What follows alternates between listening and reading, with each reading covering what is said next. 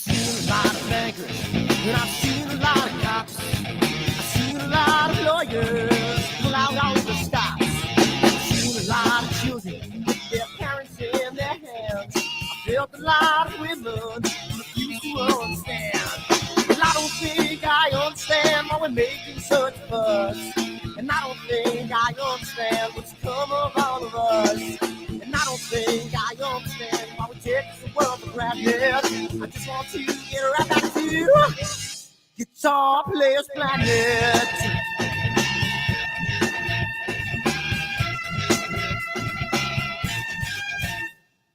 You see it in the papers, you read it every day. The riots and the fires going on in South LA. The muggers and the government, they're all wanting the same thing. They take all your money and whatever else spring. And I don't think I understand why we're making such a fuss. And I don't think I understand what's come of all of us. And I don't think I understand why we take this world for granted. I just want to get right back to Guitar Players Planet.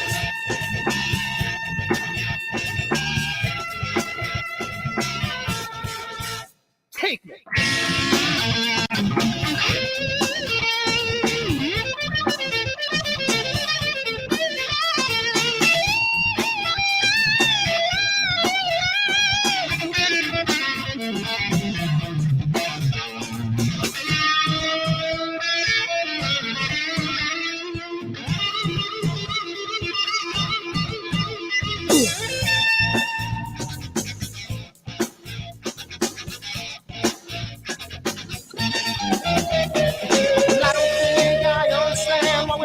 Such fuss, and I don't think I understand what's come of all of us.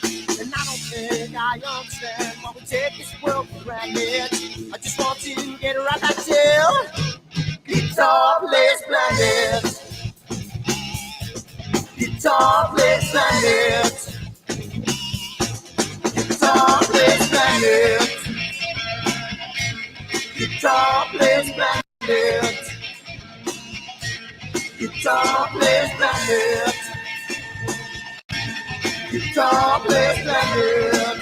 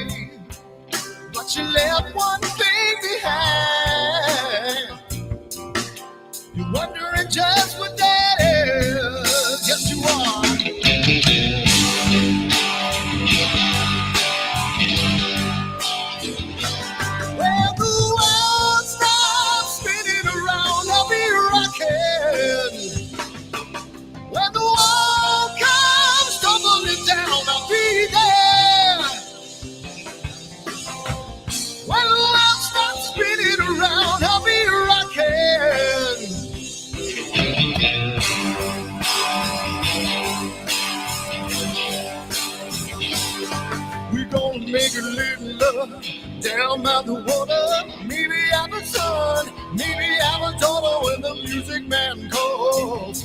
That's when I gotta play.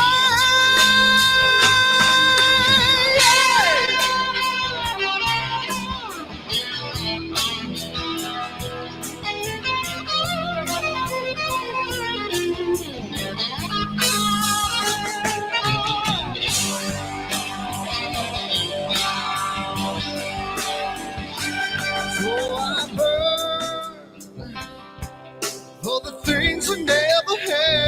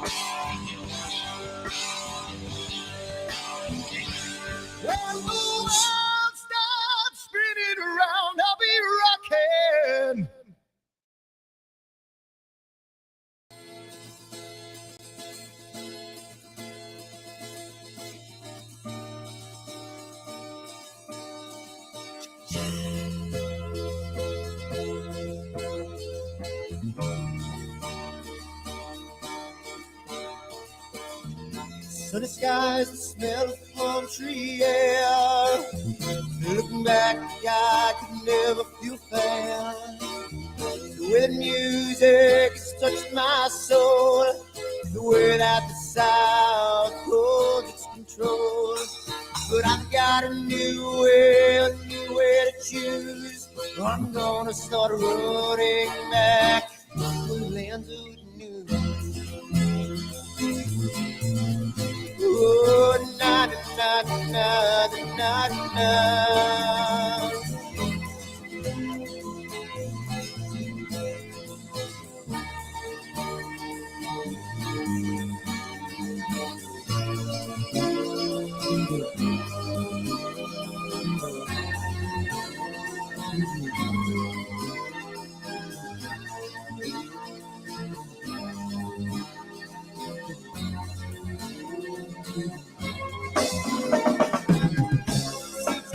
That I have lost my friend.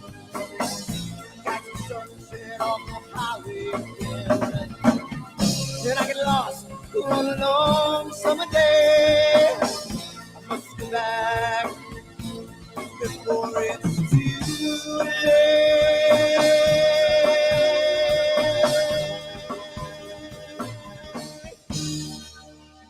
Feel afraid, feel feeling alone. Time and space can never unfold. The holidays can ring in your fear. The ghostly embrace can only mean tears. And I've got a new way to choose. I'm gonna start running back for lands of blue. Oh, na na na na na na.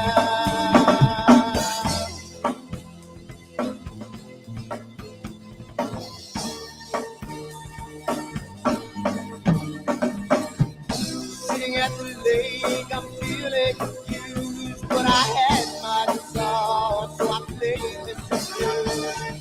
But I'm afraid, what might be true, that I might never come back again.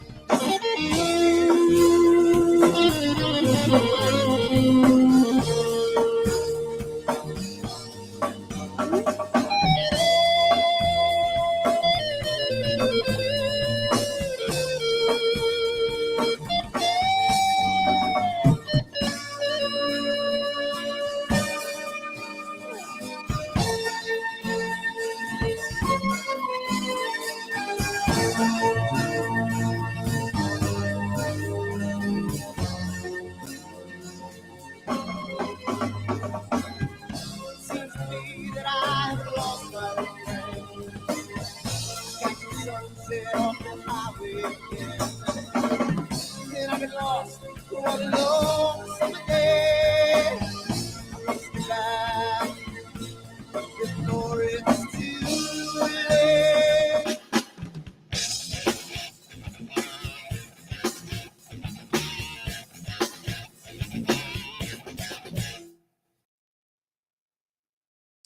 And there we go. And we are live. How's it going, everybody?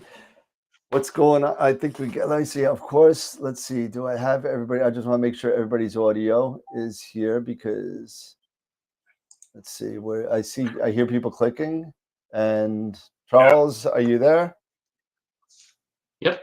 Okay, good. I just want to make sure everybody's there. All Just good. everybody say something so that we know that the audio is Holy good. cow, we're on time. No, we're early. We were early. We at early. 8:59. 30 seconds early. 8:59. Usually we're about 7 minutes late. People So- are probably freaking the heck out. Like, what is happening? No, they want to listen to their music intro. We just interrupted right? it. I know. You know.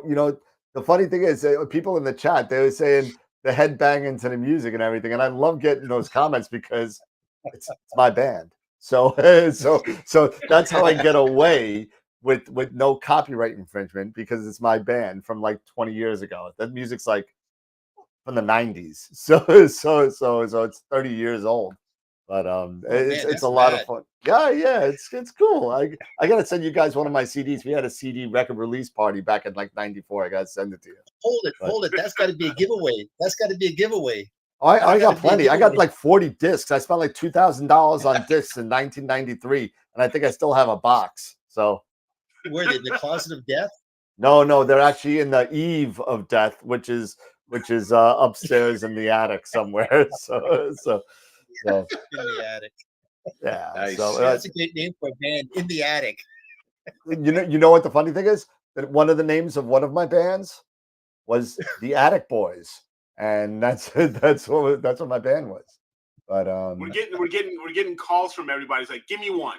Forget the gift certificate. Give me that. There you go. Look at oh, is that what people want? They just want That's what they just- want. They All want right, your well- music. We could do that, no problem.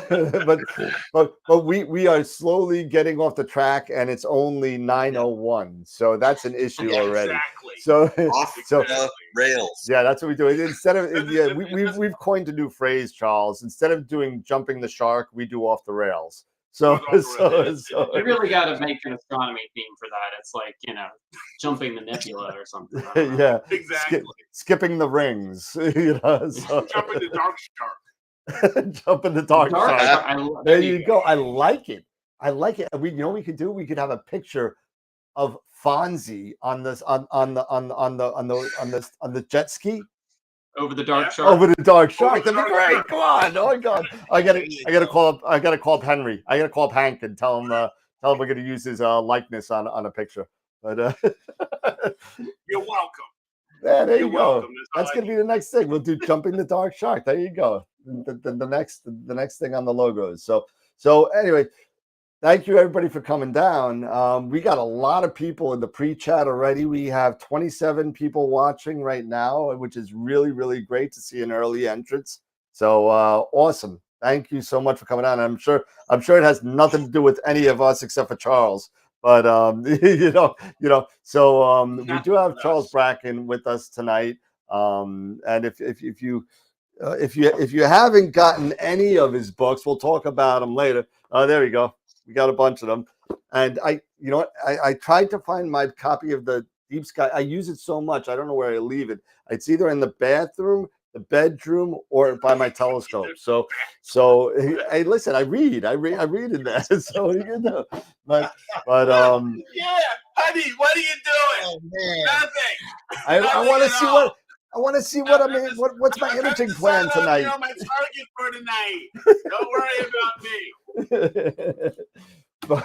but before we get into the Charles Bracken presentation, we do have to talk about the people that are coming up and our sponsors. So let's talk a little bit about that real quick. Quick play, and there we go. So thank you first of all to our first couple of sponsors. We are sponsored by Woodland Hills Camera and Telescopes and Night Skies Network at the main sequence level. If you don't know what these sponsors do for us, or if you would like to become a sponsor, contact me directly at dan@astroweb.com and we can talk. But basically, they give us all the stuff that we've been giving away to you. We've been giving away $50 gift certificates to Woodland Hills, Camera Concepts, Night Sky Network donation is in the works. And Prima Luce Lab is giving us an Eagle 4, which we're going to be giving away in July. And that's a 4 Pro, not just to make sure that everyone knows. It's a Pro, it's not the regular 4, so it's going to be pretty crazy. And Masters of Pix Insight and IP for AP have also given us free classes and free yearly subscriptions. So thank you to Prima Luce, Camera Concepts, and of course, Masters of Pix Insight and IP for AP. And also, don't forget all the members that have been donating to us. Thank you so much for everybody there at the Red Giant level. There we go. And for those of you that don't know, we do have a Patreon membership. So if you'd like to go there instead of YouTube, and we would appreciate it if you go there instead of YouTube, because they take 20% less and it gives us 20% more to give to you. So all of the donations and monthly fees and all that stuff that you guys are paying for all goes to the stuff in the perks, like the shirts that that have been coming my way for weeks, and they're on their way. So for those of you that are waiting for polos or t-shirts, they're on their way. They're ordered. They should be issued. So thank you to our Red Giant members, all of our main sequence members, and our one Protostar member. so and then our upcoming guest list. Obviously tonight we have Charles with us, who's going to be talking to us about improving our images. Then on April 29th, we have Dr. I'm going to butcher his last name, Dr. Gaston Baudot. Pete, I don't know. But Dr. Gaston. Dr. Gaston. There you go. At Innovations Foresight, and he's going to be going over something that's really interesting. I'm really interested in it. On axis guiding, he's going to be talking about. So I think that's going to be a lot of fun to get into, because a lot of us know very little about it, and I think it's going to be a great thing to open up our eyes to another area of guiding. And then we have Richard Wright from Starstone Software is going to come down and talk about his projects. And then on May 13th, we have Eric Coles, who's an astrophotographer and one of the main guys over at the Astro Imaging channel, who is going to be coming and hanging out with us. And also, we just got Maxi Filares. I'm going to mess up his name as well. He is an astrophotographer from Argentina who I developed a friendship with, and he's going to be coming on as well on May 26th, if I remember right. So that's going to be great. And as always, you can join us on our other social media platforms. On our Discord channel has been blowing up. We're at almost 50 members. We have 20 people watching us on Twitch. So those aren't even people that are on that other thing. So come and hang out with us. Thank you all for showing up. And without further ado, we are back. And Scott's got an empty chair. Where did he go? Yeah, Scott had to run off real quick. Oh, okay. But again, my bad. Thank you for everybody who's been contributing, all of our membership, our sponsors. Remember, share the show. Sharing is caring. We really appreciate you guys' support. There we go. And and check out the website astroworldweb.com. Don't forget, we are today was the final voting. We closed up voting for Picture of the Week. For Picture of the Week, well, Picture of the Week is good until Friday at 5. It's good. Okay, it's good until Friday. And then Picture of the month. Picture of the month is done on the 15th. I think they got one more day. Okay. I could be wrong. Let me see. I'll go really quick to the website and double check. AstroWorld Live site and Picture of the Week. Yep. Sharing is caring and caring is sharing. So share the show. Help us keep growing. Get the word out to your fellow astrophotographers or astronomers who are interested in moving over to, astrophotography or if you're still doing visual, it doesn't matter. Just come on over and have some fun and hang out with us. Yeah. So for Picture of the Week and Picture of the Month, you have, I don't know why it says 5 hours. I think they changed the time code for 5 hours and 41 minutes left of voting for the Picture of the Week. So right now, as it stands, it closed out. It did close out. And then for the Picture of the Month, you got 3 days left. Yeah, I thought it did. Yeah.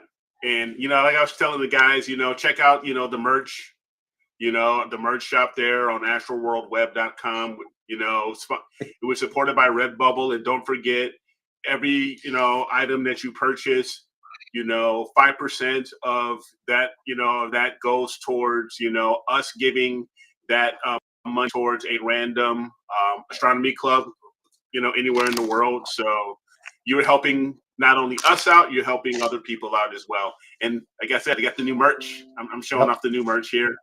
So it's kind of cool.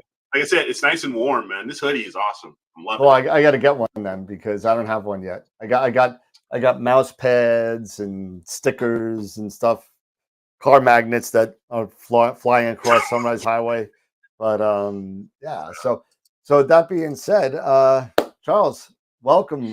Thank you for coming to join us on AstroWorld. We appreciate it. And we're all a bunch of fans of your projects and your books. Why don't you start by telling I guess telling the viewers a little bit about yourself for those that don't know you and what you've been up to. Yeah, absolutely. Yeah, thanks for having me. I really appreciate it. Big fan of what you guys are doing. I love the format. I like the casualness, keeping astrophotography fun here. But yeah, so I'm Charlie Bracken. I'm an astrophotographer. I had just talking there, Eric, about like, hey, do you do even if you do visual? I'm thinking I just sold my last eyepiece because it had just been sitting around gathering dust for like 8 years. And so yeah, that's my confession. I haven't looked through an eyepiece in probably 3 or 4 years now. It's totally into astrophotography. I've been doing this since around 2010, and I've written several books, and I'll go over that in my presentation a little bit. But yeah, I've written several books. I feel like a Troy McClure on The Simpsons here. Like you may know me from my appearances on the Deep Sky Imaging Primer, the Astrophotography Planner, and the Astrophotography Sky Atlas. So those are my 3 main books. Yeah, I Nice. mean, and again, I know we showed them already in the preview. I mean, we sit there and Eric's got a couple, I got a bunch, and Yeah. and I really loved the best, and I believe it's in the Atlas, if I remember right.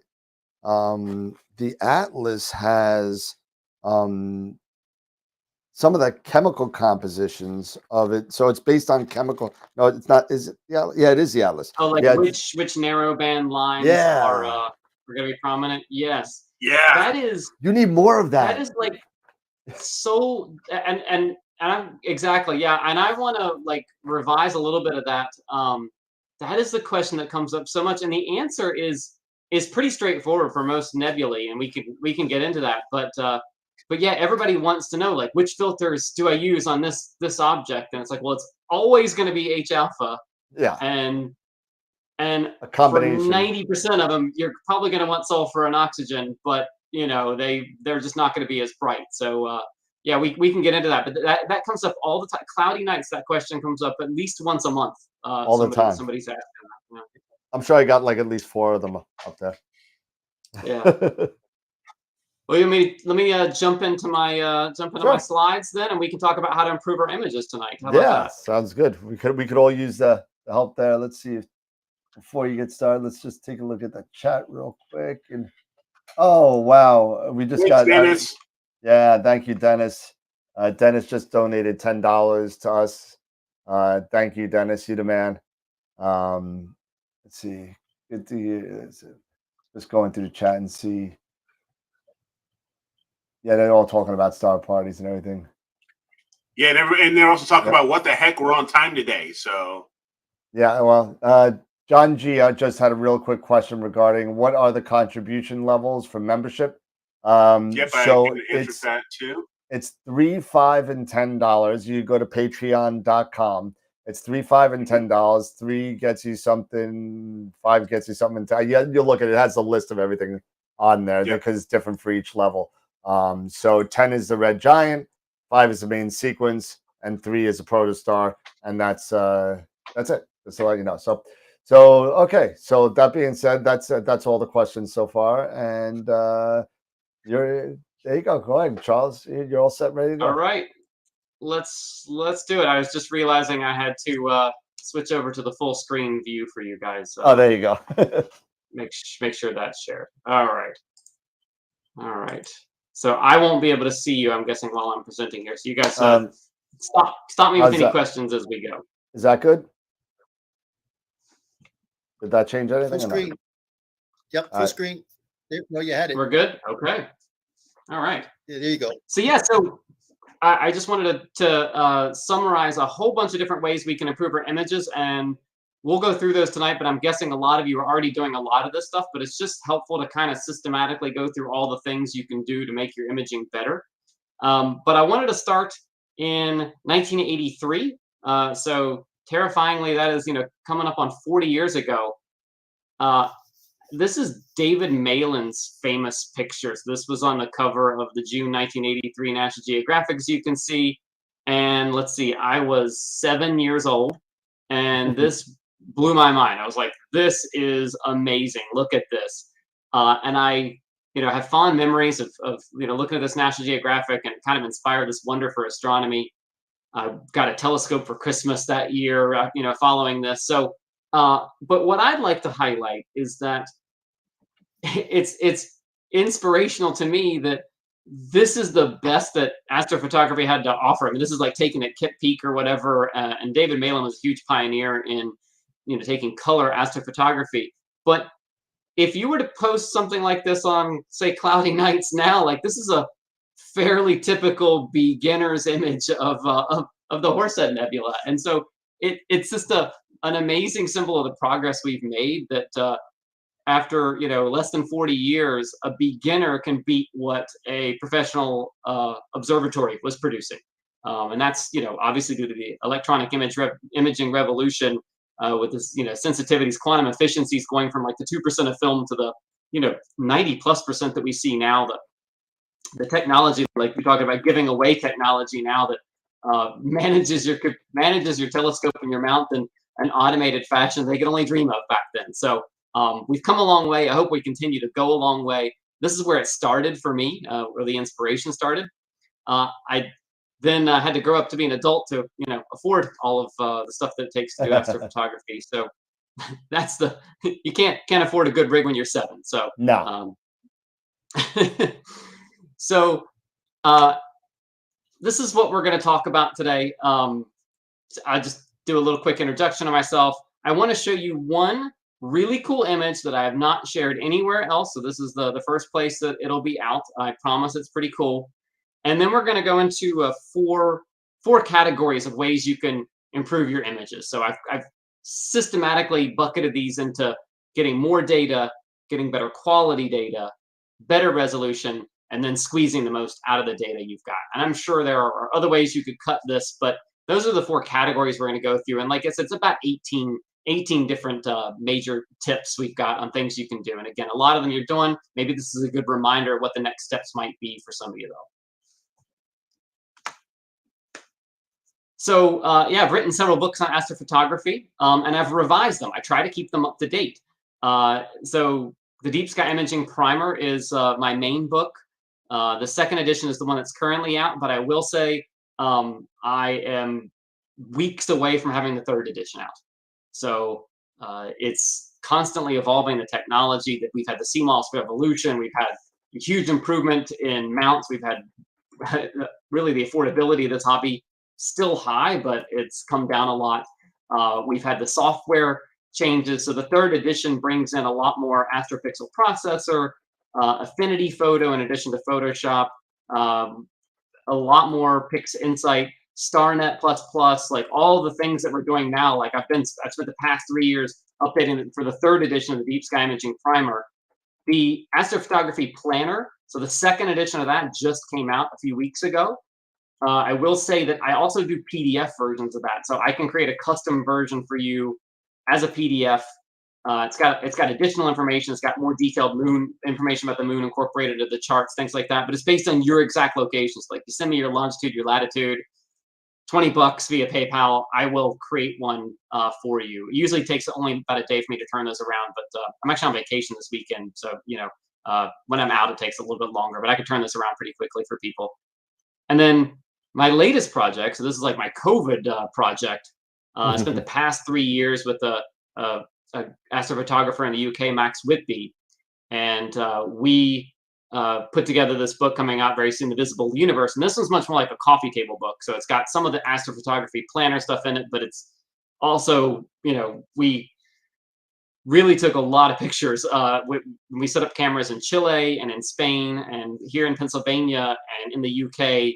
And we went through and basically took the top 110 astrophotography targets, northern and southern hemisphere, came up with that list, and then spent a lot of time capturing deep images of all of them, writing up text on all of them. So that's coming out about June 1st. So they're shipping from the UK today. I should have the copies here in my basement ready to ship out soon. So this is this is my my resume, so to speak. So these are the books I've written. And I promised you I'd show you one cool image. This is actually from the visible universe. This was what we did to set the stage for that book. And this is what I like to call the widest wide field possible. So this is the entire night sky. We took this in RGB and H alpha. We actually took oxygen and sulfur, but we didn't incorporate that into this image. So this took Holy cow. 2 years of planning and shooting in multiple sites. It's 153 panel mosaic. It is about 7,000 sub exposures, and the total image is 1.1 billion pixels. So this I can't zoom in this view, but like you can see. Can you guys see my mouse cursor? Yep. Yeah. Okay. Yeah. So just to orient you, like it's kind of fun to like play with this image. So this is, and by the way, talk about the power of PixInsight. This was done in PixInsight. So the original image processing was done in APP, but the stitching and everything was done with PixInsight. Holy cow. Took some advanced PixInsight coding to get this to work, but we got it all together. So there's M31, right? You can see that. You can see here's the Pleiades and the California Nebula, and obviously Orion, and there's the Lambda Orionis ring. This monster down here, this is called GUM 35. So this is like half the nebulae in the southern hemisphere are part of this one physical group. Obviously the Magellanic Clouds down here. I like to call this out. This is really rarely imaged, but just off to the side of Orion, it's very faint. It's only in H alpha, sometimes called the Fishhook Nebula. And you're talking like, I don't know, 15 degrees by 10 degrees or something like that. It's just a monster out there. So there's stuff when you look at the whole universe like this. There's Rho Ophiuchi over here. You can see all the cool colors. So anyway, this is like a core part of our book, and this was really fun.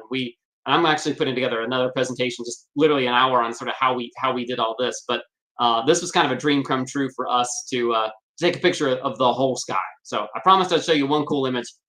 That's the world premiere there. That is awesome. That's awesome. that is crazy. That is insane.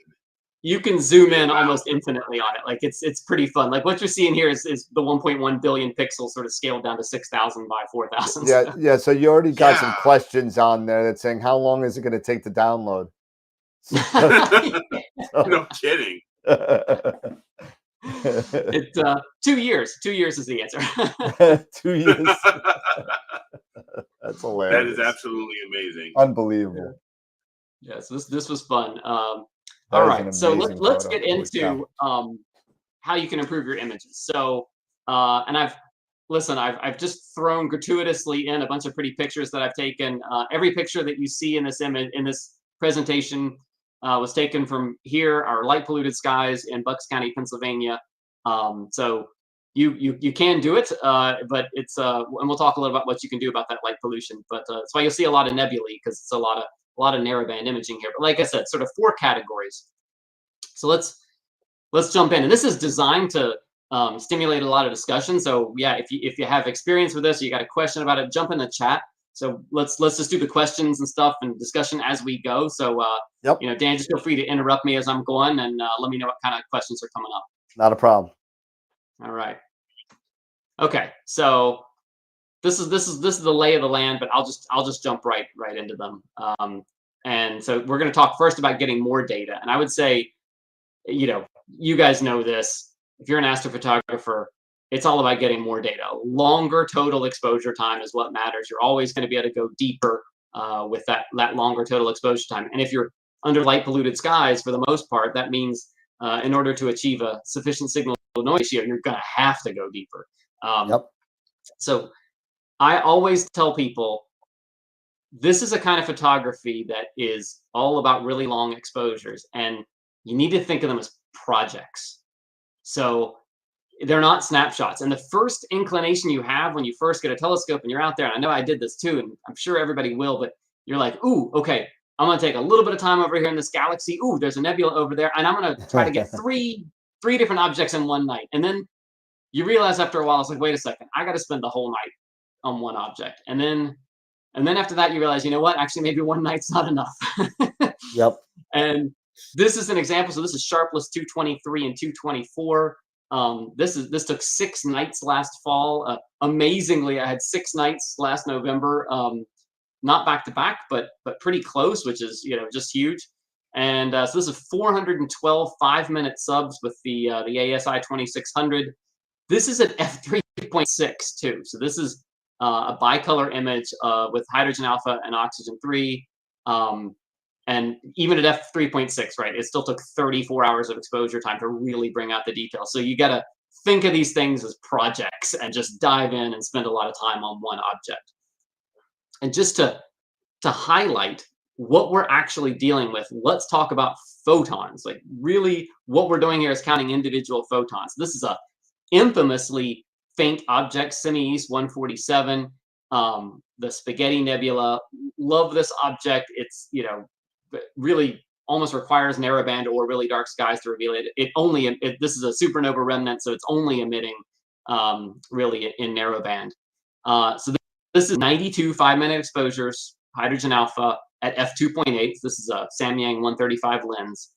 And if you zoom in on, let's look at this one little part right here. So I did the math for this one little zone for you. And what you're looking at is in these exposures, so in the average of the total exposures, the stack that we got, and this is just rough math. We're not going to, you know, go into subtracting out the offset and everything, but just pretty straightforward math to say that you're getting about 2,180 ADUs where you've got the nebula, and then the background there, I picked kind of a dark little average of area in the background. It's about 120 ADU dimmer. So our base background level is around 21 or 2060. Kind of run that through and you know, even taking out the 50% quantum efficiency that this sensor had, in a 1/300-second exposure, that area of the nebula is giving us 7 more photons than the background was. So that's what we're up against. That's what a daytime photographer isn't having to deal with. That's why my book, unfortunately for a lot of people, I know this turns them off, but I do kind of start with a little bit of math and some signal to noise ratio, because this is just outside the bounds of what you would normally do in normal photography. You're looking at counting individual photons here and trying to tease apart teeny tiny differences. And so there's a lot of art here, but the technical skills and understanding the choices that you're making about gain and exposure and all of that, like that really helps you, because you're working on very narrow parameters of what you're trying to achieve here. It's really an impressive thing, though, when you do finally get it right. Yeah, we even had a comment from Tom that said he found the first 2 chapters of the primer with signal, with scissors and signal to noise, almost too technical for him to comprehend. He said the math almost made him sweat. It made me sweat. You know, it's funny. In updating the 3rd edition, I actually, because I get the feedback, I put my email address in there for people to email me, and so I get people writing me about it, and I also get the reviews on Amazon, and a lot of people say that, and so I really put in the introduction of the book now to say, like, if it's okay, like, skim it if you have to. Like, we're not trying to repeat, you know, your high school math experience, which for a lot of people was not good. It's come back to it later if you have to, but it's just, you know, try to pick up the big picture concepts. It'll help, I promise.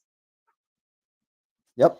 So one way that occurred to me early on was to say, well, let's get more data this way. One clear night becomes 2 clear nights. And I did this for a couple of years. I know I think Sarah Wager in I believe she's got it set up in Spain, does this. I've seen several people on cloudy nights running a dual imaging setup.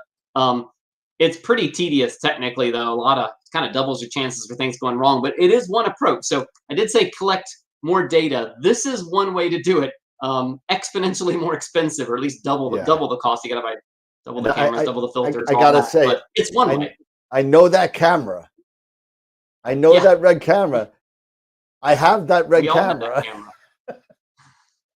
They make everybody had the 8300 there for a while, right? They constantly make fun of me on the show because I have that camera. Because wait, you still have that camera? I still have the camera.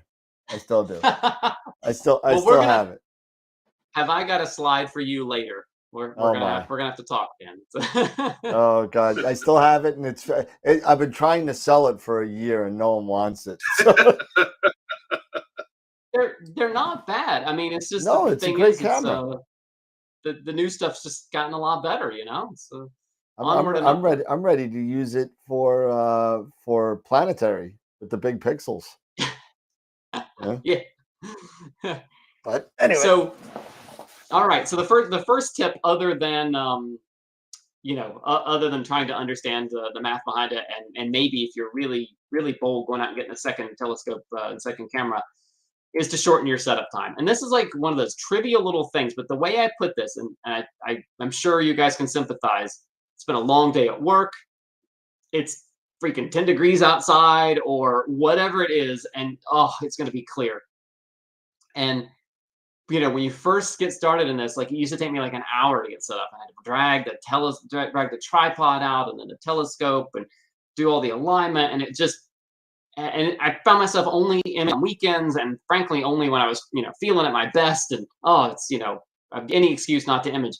But if you can get that time down to 5 minutes, and I do have it down to 5 minutes now, and that's with no observatory. So Dan, I have the same kind of setup you do. I have a pier in my backyard, and the mount's out there, but the telescope's indoors, and I got to set it up every time.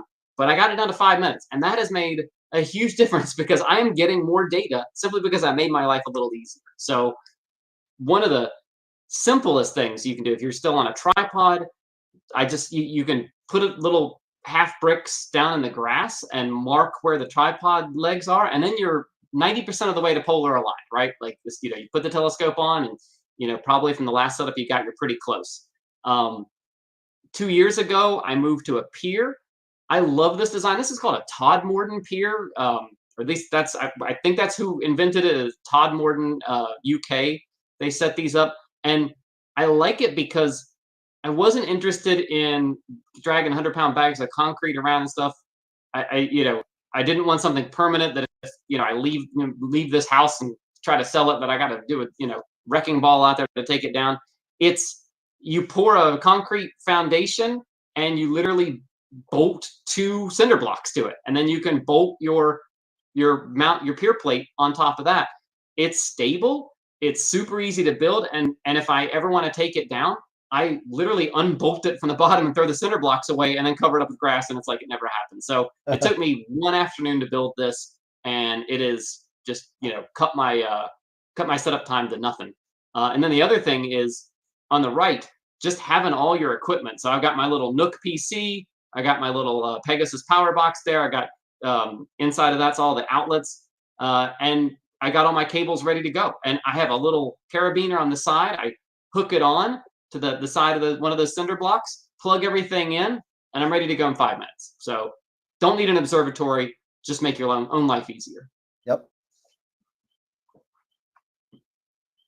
The next tip is plan your imaging. So this is the first of 3 planning your imaging tips on here, but this is a no-brainer. But you gotta check the weather. Obviously, I'm a big fan of clear dark sky, astrospheric. I know there's a bunch of different ones. I like to check multiple ones and see if they agree. It's probably going to be clear. If they disagree, let's have another look. But also, you got to look at what do you want to image tonight? Where is it positioned? We're going to talk a little bit. You kind of want it to be higher in the sky, but you just want to think about, is this the right target for tonight? And is it going to be positioned?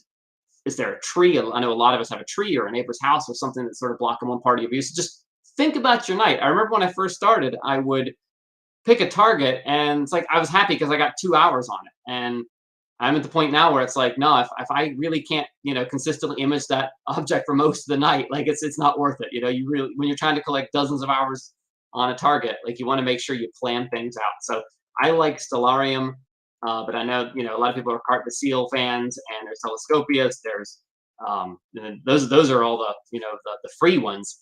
There's plenty of pay. There's the Sky and all those software packages as well. I won't image personally if it says more than 3% chance of rain. I don't do it anymore. I got burned one time. I had a passing shower. That dual image setup that I showed you earlier, I had both those William Optics Star 71s out one night. it told me there was a 5% chance of rain, and I got just a passing storm come through there. The rain got so wicked up in between the lens elements. Both telescopes had to go back to China to be like cleaned and replaced. And yeah, so 5% is too much for me now for a chance of rain. Last year we had 2 members during the wet season. One was 0% chance of rain. Oh, And a squall came in and just took a dump on his observatory, and his whole motherboard shot out on his mount. His eagle was shot, so it was a big mess. And then another gentleman, just freak rainstorm. It wasn't even a rainstorm; it was a freak electrical storm, and it shorted out his mount. Wow! Shorted out the whole thing. Had to get a new deck board, I think. Those are like the equivalent of ghost stories told around the fire that only astrophotographers tell. So. Yeah, exactly. Yeah. All right. I'll just throw this out there. I don't mean for this to be a plug. There are other ways to do this, but I will say that just plan the dates that you want to image an object. One thing that I found was you start taking an object, taking pictures of an object, and you realize, oh, that's going to set at midnight, and that's fine if you can find another target after midnight to take. But if you think about it, like if there might be a better time later in the year, or earlier in the year, and so I now plan what object I'm imaging based on when I can maximize the number of hours that it's available in the sky, and so. I started creating these charts for myself to try to plan things out, and that led to the astrophotography planner. So that's what the book looks like inside, and just sort of helps you plan when there are going to be imaging hours available for different objects and where the object's going to be positioned in the sky. When does it transit? When is it high? That's when you want to be taking your images. This is actually not the mount I have now. So I moved over just recently to a CEM60, but for years I used the EM200. I literally just sold it about 2 months ago. Great mount, and it was a huge step up from, I had a CGEM before that. And man, I started out with an LXD75. So nice. You can see the trend going from like the LXD75 to the CGEM to the EM200. It was like, I used to keep half my subs, and then with the CGEM, it was like, 75, 80% were good. And then it was like 98% were good, and it was only when there was a wind gust that you lost the sub. And so one of the ways you can get more data is getting a better mount. Like you're just throwing out fewer subs, and that is priceless. And that's why, you hear it a million times online. Beginners come in, they ask, where should I spend my money? Not the telescope, spend it on the mount. Pete, as you always say, like, buy once, cry once. That's the one place where it's not going to lead to any tears. It's the foundation of everything you do, and the tracking will pay off in the end. Even for a small scope, just get the best mount you can possibly afford. Balance it well, polar align it well, and treat it well. And then the other big thing that I found is, and this didn't used to be 10 years ago. This was a lot harder, but automating your imaging now is so much easier, so much more user-friendly. This is a screenshot of Nina. I happen to love Nina. Nina is free. It's amazing that it's free. And by the way, thanks to, I'm looking at, I've been showing screenshots of Stellarium and Clear Dark Sky and Astrospheric and Nina. Like, these are all free resources, and they're fantastic. And thanks to the creators of those things who put them out there, and the developers who, Nina has a new version, it seems like every night. Yep. But the idea that like you can set things up, and like I was saying, if the object is like maybe not well positioned after 1 a.m., you image it till 1 a.m., tell the telescope slew to something else, take pictures from 1 a.m. until sunrise. Like, you can just gather so much more data this way. And you can get some sleep. Once you get it all set up, it'll change your life. That's kind of why I put this on the slide. Manages the meridian flips for you. You don't have to stay awake for that. And this used to be really tedious to do 10 years ago. There are only a couple software packages that you could buy, and it's just so much more user friendly now, and I think that's why we're seeing just this exponential improvement in people's images. You look on the images on AstroBin. I mean, my goodness, to get an upvote on AstroBin these days, like it's got to be amazing, just because everybody's producing such great stuff, and this is one of the reasons for it. Yeah. Okay, so that was the section on getting more data. Now let's look at some ways to get better quality data. So here's the Ghost of Cassiopeia, by the way. Yep. Fine emission and a little bit of reflection nebula component there in Cassiopeia. So here's another one that's like super easy, super cheap, and also something that was a lot harder to do before we had software automation to control the sequencing with Nina and SGP and all that. Dithering, especially for new CMOS cameras, is really important to their overall. They're very low read noise, extremely low dark current, but that does leave the fixed pattern noise in the background, and dithering will help you get rid of that. And a lot of times you'll see it. Sometimes when you see rain noise in your images, this is one reason that you can have it. So what I've shown here is sort of two hypothetical exposures. You're not dithering on the left, you're dithering on the right. So here's like just one exposure. They're going to look the same, right? You take a whole bunch of exposures. If you're not dithering, and I should have put a star in here to sort of make it clear, but like you're pointing at the exact same spot. And so when you go to register your images, when you align them, they're just going to align on top of each other. And that pattern noise in the background just gets reinforced as you do that. If you're dithering, between each exposure, you're shifting just a couple of pixels here and there. And so that when the registration happens and you bring the images, align them on stars, it offsets all that fixed pattern noise away from each other. And so when your final image comes out, it averages all that out. Like it just by moving around randomly, it gets rid of that fixed pattern noise in the background. So, with a CMOS camera, now you've got the benefit of the low read noise and low thermal signal. And then if you can get rid of the fixed pattern noise, like you've got a really, really low noise image at that point. And dithering is in something like Nina, it's literally a matter of like checking the box. How often would you like to dither? I dither every other image. I tell it to dither every 2. Some people do every 1, some people do every 3 or 4. But it really, really helps. It doesn't cost anything either. Okay, now here's the one that could cost you the most, more than anything, more than any telescope, more than any new camera. I half jokingly put move on here to avoid light pollution. See, so if you just go at like 2 or 3 a.m. of center, that's me right over there. Oh yeah, right in the middle of all that right red? in the middle of the red, right there. It's right east of Manhattan. Right? Yep, right in there. Yep. Yeah, everybody keeps on telling me to move because I think I have the worst out of everybody that's on the show. I think I probably have the worst skies now. Out of anybody, it's the worst. Yep.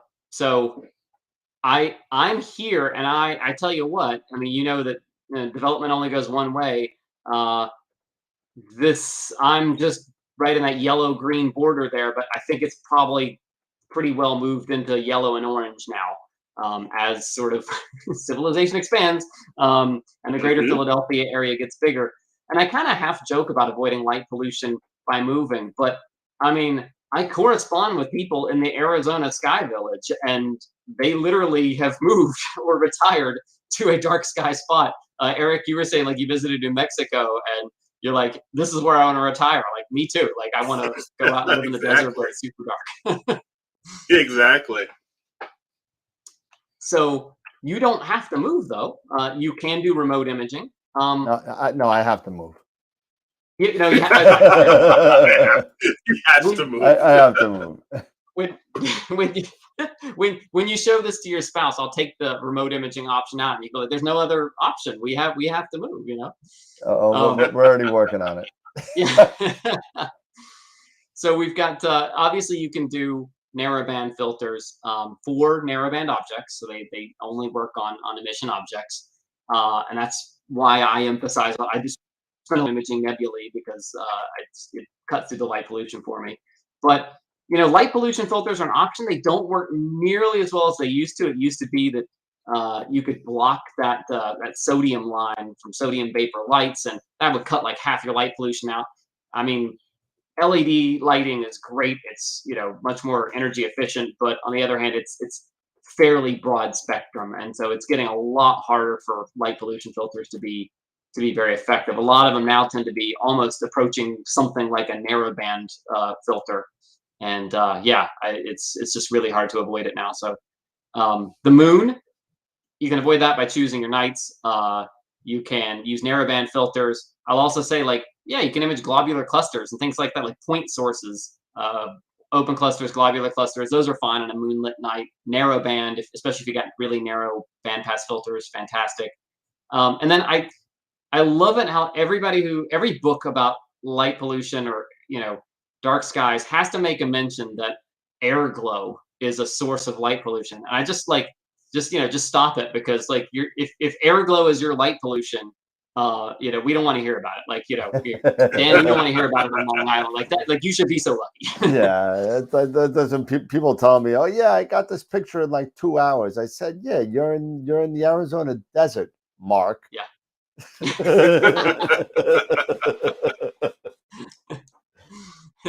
Very personal tonight here, yeah. we get worse. Don't worry. Oh my goodness. It's out of pure jealousy, I know, though, so it's okay. I gotta say one thing, and something that I just saw right now as I looked up.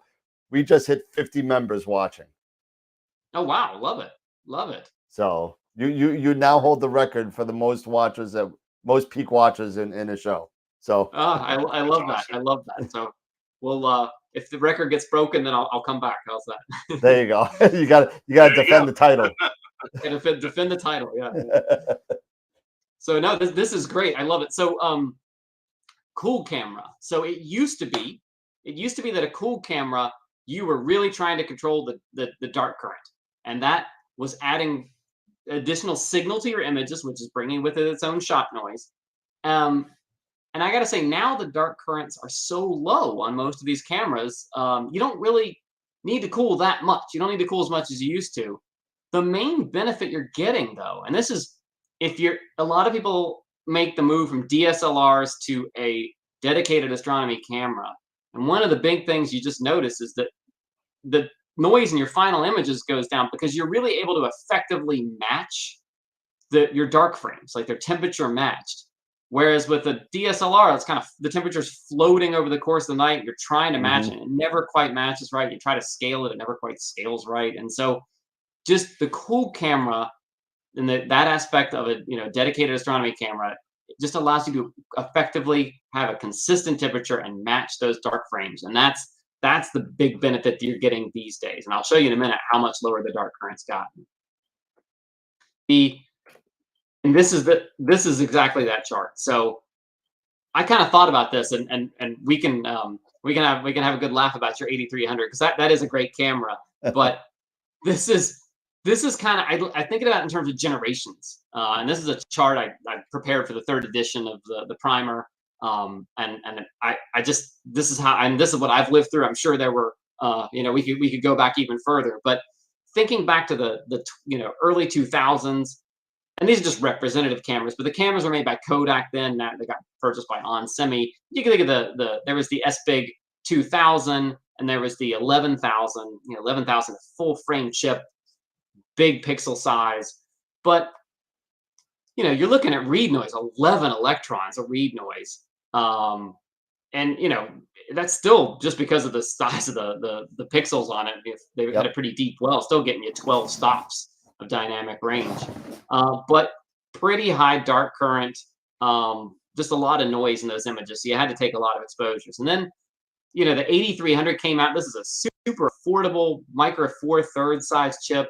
This is the last hurrah, so to speak, maybe for the popular CCD cameras. I know there's the 16803 and things like that, but sort of more of the mainstream affordable cameras. But still, read noise around 10. I think they expected at 9. I know mine was about 10, but you had smaller pixel size, right? So this 5.4 micron pixel was really nice. But the read noise per area actually ended up being higher because the read noise didn't go down that much, but the pixel size did. It only had a 12-bit ADC, smaller full well capacity. So you lost about a stop of dynamic range there. Then we kind of moved to the late 2010s. You got into the 1600 cameras. This was the first big CMOS camera. I got years of use out of that. In fact, that 1.1 billion pixel image that I showed you, the whole sky, that was taken with 1600s. If I could do it all over again, I'd do it with my 2600. Wouldn't take 153 panels then, but but look at this jump in read noise, and this was just a huge improvement. We're down to 1 to 3 electrons of read noise. Pixel size now down to 3.8. Would prefer if that didn't get any smaller because that's well matched for the kind of objects, most of the focal lengths we deal with. Read noise goes way down, potentially as low as when you look at it on a per micron space. But the problem here is you had a 12-bit ADC. You only had a full well capacity around 20,000 electrons, and we didn't get any improvement in the quantum efficiency. But the dark current went way down. So you had less than a tenth dark current. So that's when dark current stopped being such a huge issue. Now, this current generation of CMOSs. So this is this 571. This would be the equivalent of the 26, what we call the 2600 cameras now. Still down in the 1 to 3 electrons read noise. That's not a massive improvement over the Panasonic, but you get a 16-bit ADC. Well capacity holds 50,000 electrons. So now you got 14 stops of dynamic range. I mean, this is just fantastic. Peak quantum efficiency 90%, and still pretty darn good at the major narrowband lines. I mean, still still got 60-70% at some of the major narrowband lines. But look at this. I mean, the read noise, the dark current, it's essentially gone to 0. I mean, we're talking. I replied to somebody on Cloudy Nights the other day, and they were saying, like, I can't tell the difference between a 1 second and a 100-second exposure in the dark. And I was like, well, yeah, because actually, when you think about it, like, you didn't even collect a fraction of an electron of difference in dark current there. And this is at 0. I cool mine to -10. I mean, because that's just the temperature I can hold all year. Yep. So I don't know. I don't want to say we're approaching the limit. Like, I'm sure they'll find a way to make things better. But this new generation of CMOS cameras is really just fantastic as far as, and you feel it when you process the images. You just feel the lack of noise, and you don't have to apply. You're not working as hard to pull the data out anymore. I really feel the difference having moved up to the 2600. So if I convinced you, Dan, to get the to move up, you sell that 8300. I know you've already. I've been trying to sell it. Nobody wants it. Well, this is why everybody's got 2600s and 533. Well, so Yes. my camera arsenal now consists of a 183, a QHY 268 mono, a QHY 128, what's the other one? I'm missing something. Oh, the QHY 16200A. Okay. And so you still got a CCD in there. Huh? I had to have one. Yeah. Well, it'll be a collector's item soon because they haven't shipped any CCD chips. No, it's already on the sales block now. So you're gonna have to. Yeah, pretty soon it's gonna end up in the Smithsonian. The 8300's there. I mean, I already sent it to Washington. I mean, that's it's. So again, I was talking earlier about how like amateurs now like achieve these amazing things. Like the technology it's just getting so much better. It's fantastic. It's easier and cheaper than ever to get into this hobby. Still not accessible for everybody, but definitely a lot more reasonable. Faster optics are not as reasonable in terms of cost. So and I don't want to get into the great focal ratio, debates, but just think of focal ratio as a way of answering the question, do I have enough aperture to support the focal length I want to image at? So there's an object out there, I want to frame it like this, and this matches the pixel sizes on my sensor. Do I have enough aperture to support that? How bright will that projected image be? And natively fast optics are just really difficult to make and to make them sharp. It just is an exponentially more difficult problem to solve with the optics, but you're just cramming a lot more photons onto every square micron of the sensor when you do that. Refractors get really expensive. The reflector, so if you got a Newtonian, that's a cheap way to shoot at f4, which is super fast, and that can be a great value. But the challenge there with the Newtonian is you gotta have a pretty substantial mount to put that on. You gotta collimate it, and you gotta protect it from the wind, because they're just kind of big sails capturing the wind. Reducers, focal reducers, that's the way most of us achieve faster optics. Remember though that you need to start with a well-corrected imaging circle that's pretty large, because the reducer, a 0.8x reducer, also reduces the size of your usable image circle by 0.8. So you got to start with a good size imaging circle. You got to get the back focus exactly right. It's going to magnify any challenges you have with tilt or anything like that. So it's going to be kind of tedious. You got to make sure you have really tight connections, really do it right, by quality equipment. That's not the place. If you're dealing with focal reducers, that's not a place to cut corners, because the quality is generally proportional to price.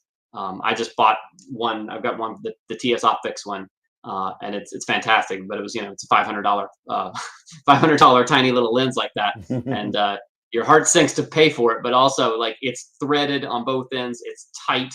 It is super well aligned. And so, like, it's just think of all the hassle you save by not having to do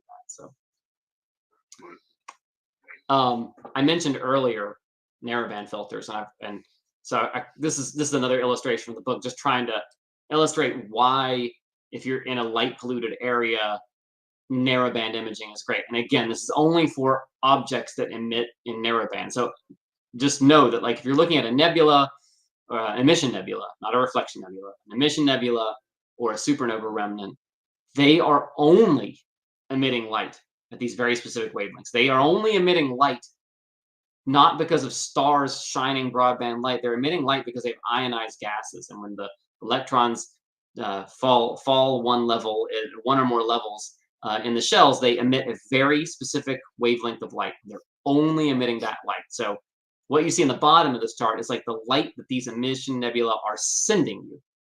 At the top is all the broadband light that's in your sky. So it's the moon, it's the the street light, it's the city down the way, whatever. But it's all broadband, and it's across the whole spectrum. And so when you filter out to just receive the narrowband light from that emission nebula, you're not reducing the light from the nebula at all. It's only emitting in those very narrow wavelengths, very narrow set of wavelengths. But you are cutting out 99% of all your light pollution. So if you don't use a filter, the light pollution, because it's across the whole spectrum, you're getting 100 times more light pollution than you are from the nebula. And when you use that narrowband filter, you're still getting the light pollution, but only light pollution at that narrow wavelength. So you're cutting out 99% of all the light pollution, but you're still getting all the photons from the nebula. And that's why, I mean, if you're in light polluted skies, you can still, from the middle of Long Island, or I've seen great pictures from the middle of Singapore, like one of the most light polluted cities in the world, taking amazing pictures of emission nebula, and it's almost like you're in a perfectly dark sky. So that's the one secret weapon we still have left. All right.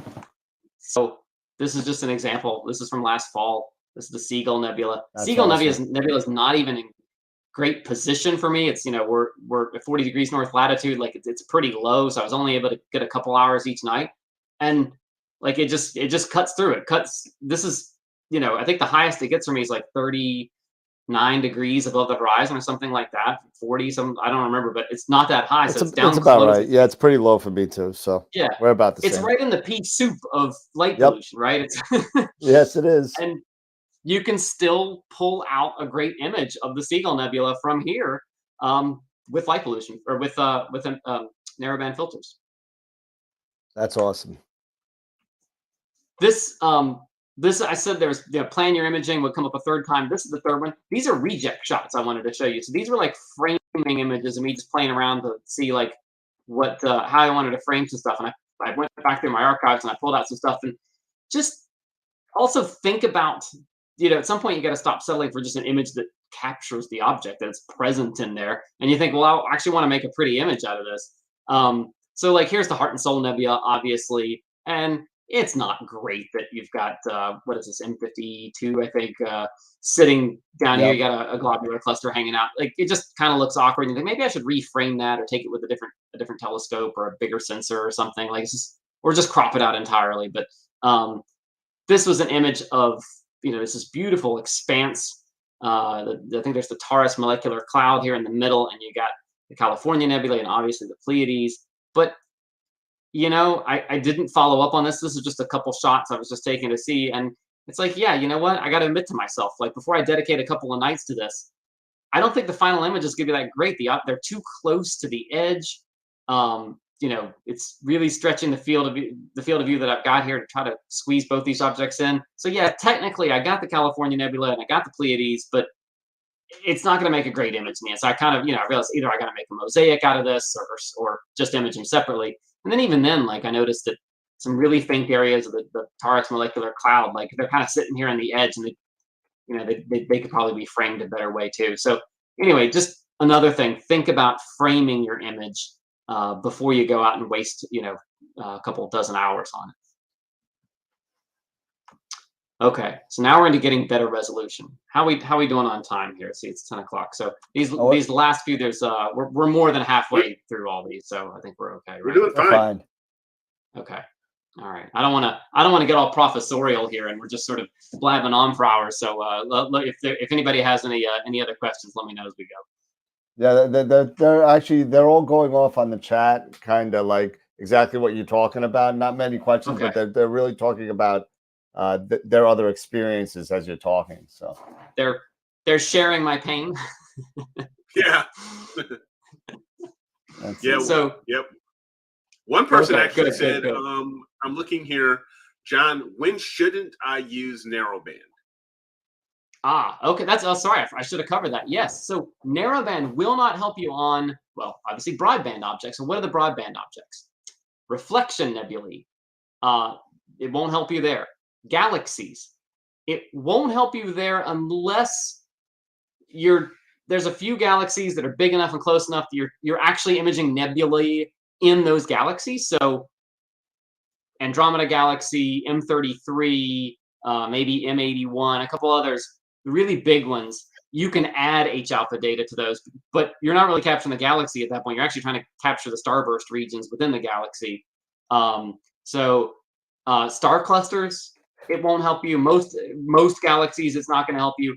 Those objects are, and dark nebulae. So anything that is composed of stars or is reflecting the light of stars needs to be captured, with broadband filters, so red, green, blue filters. Only objects that are ionized gas. So those are emission nebulae and supernova remnants. So supernova remnants would be like the Veil Nebula complex in Cygnus, Thor's helmet, Semi-East 147, things like that. There's a few of those. Other than that, so just those two categories. So emission nebulae and supernova remnants. That's everything else. Really, narrowband filter is not going to help you. Gotcha. All right.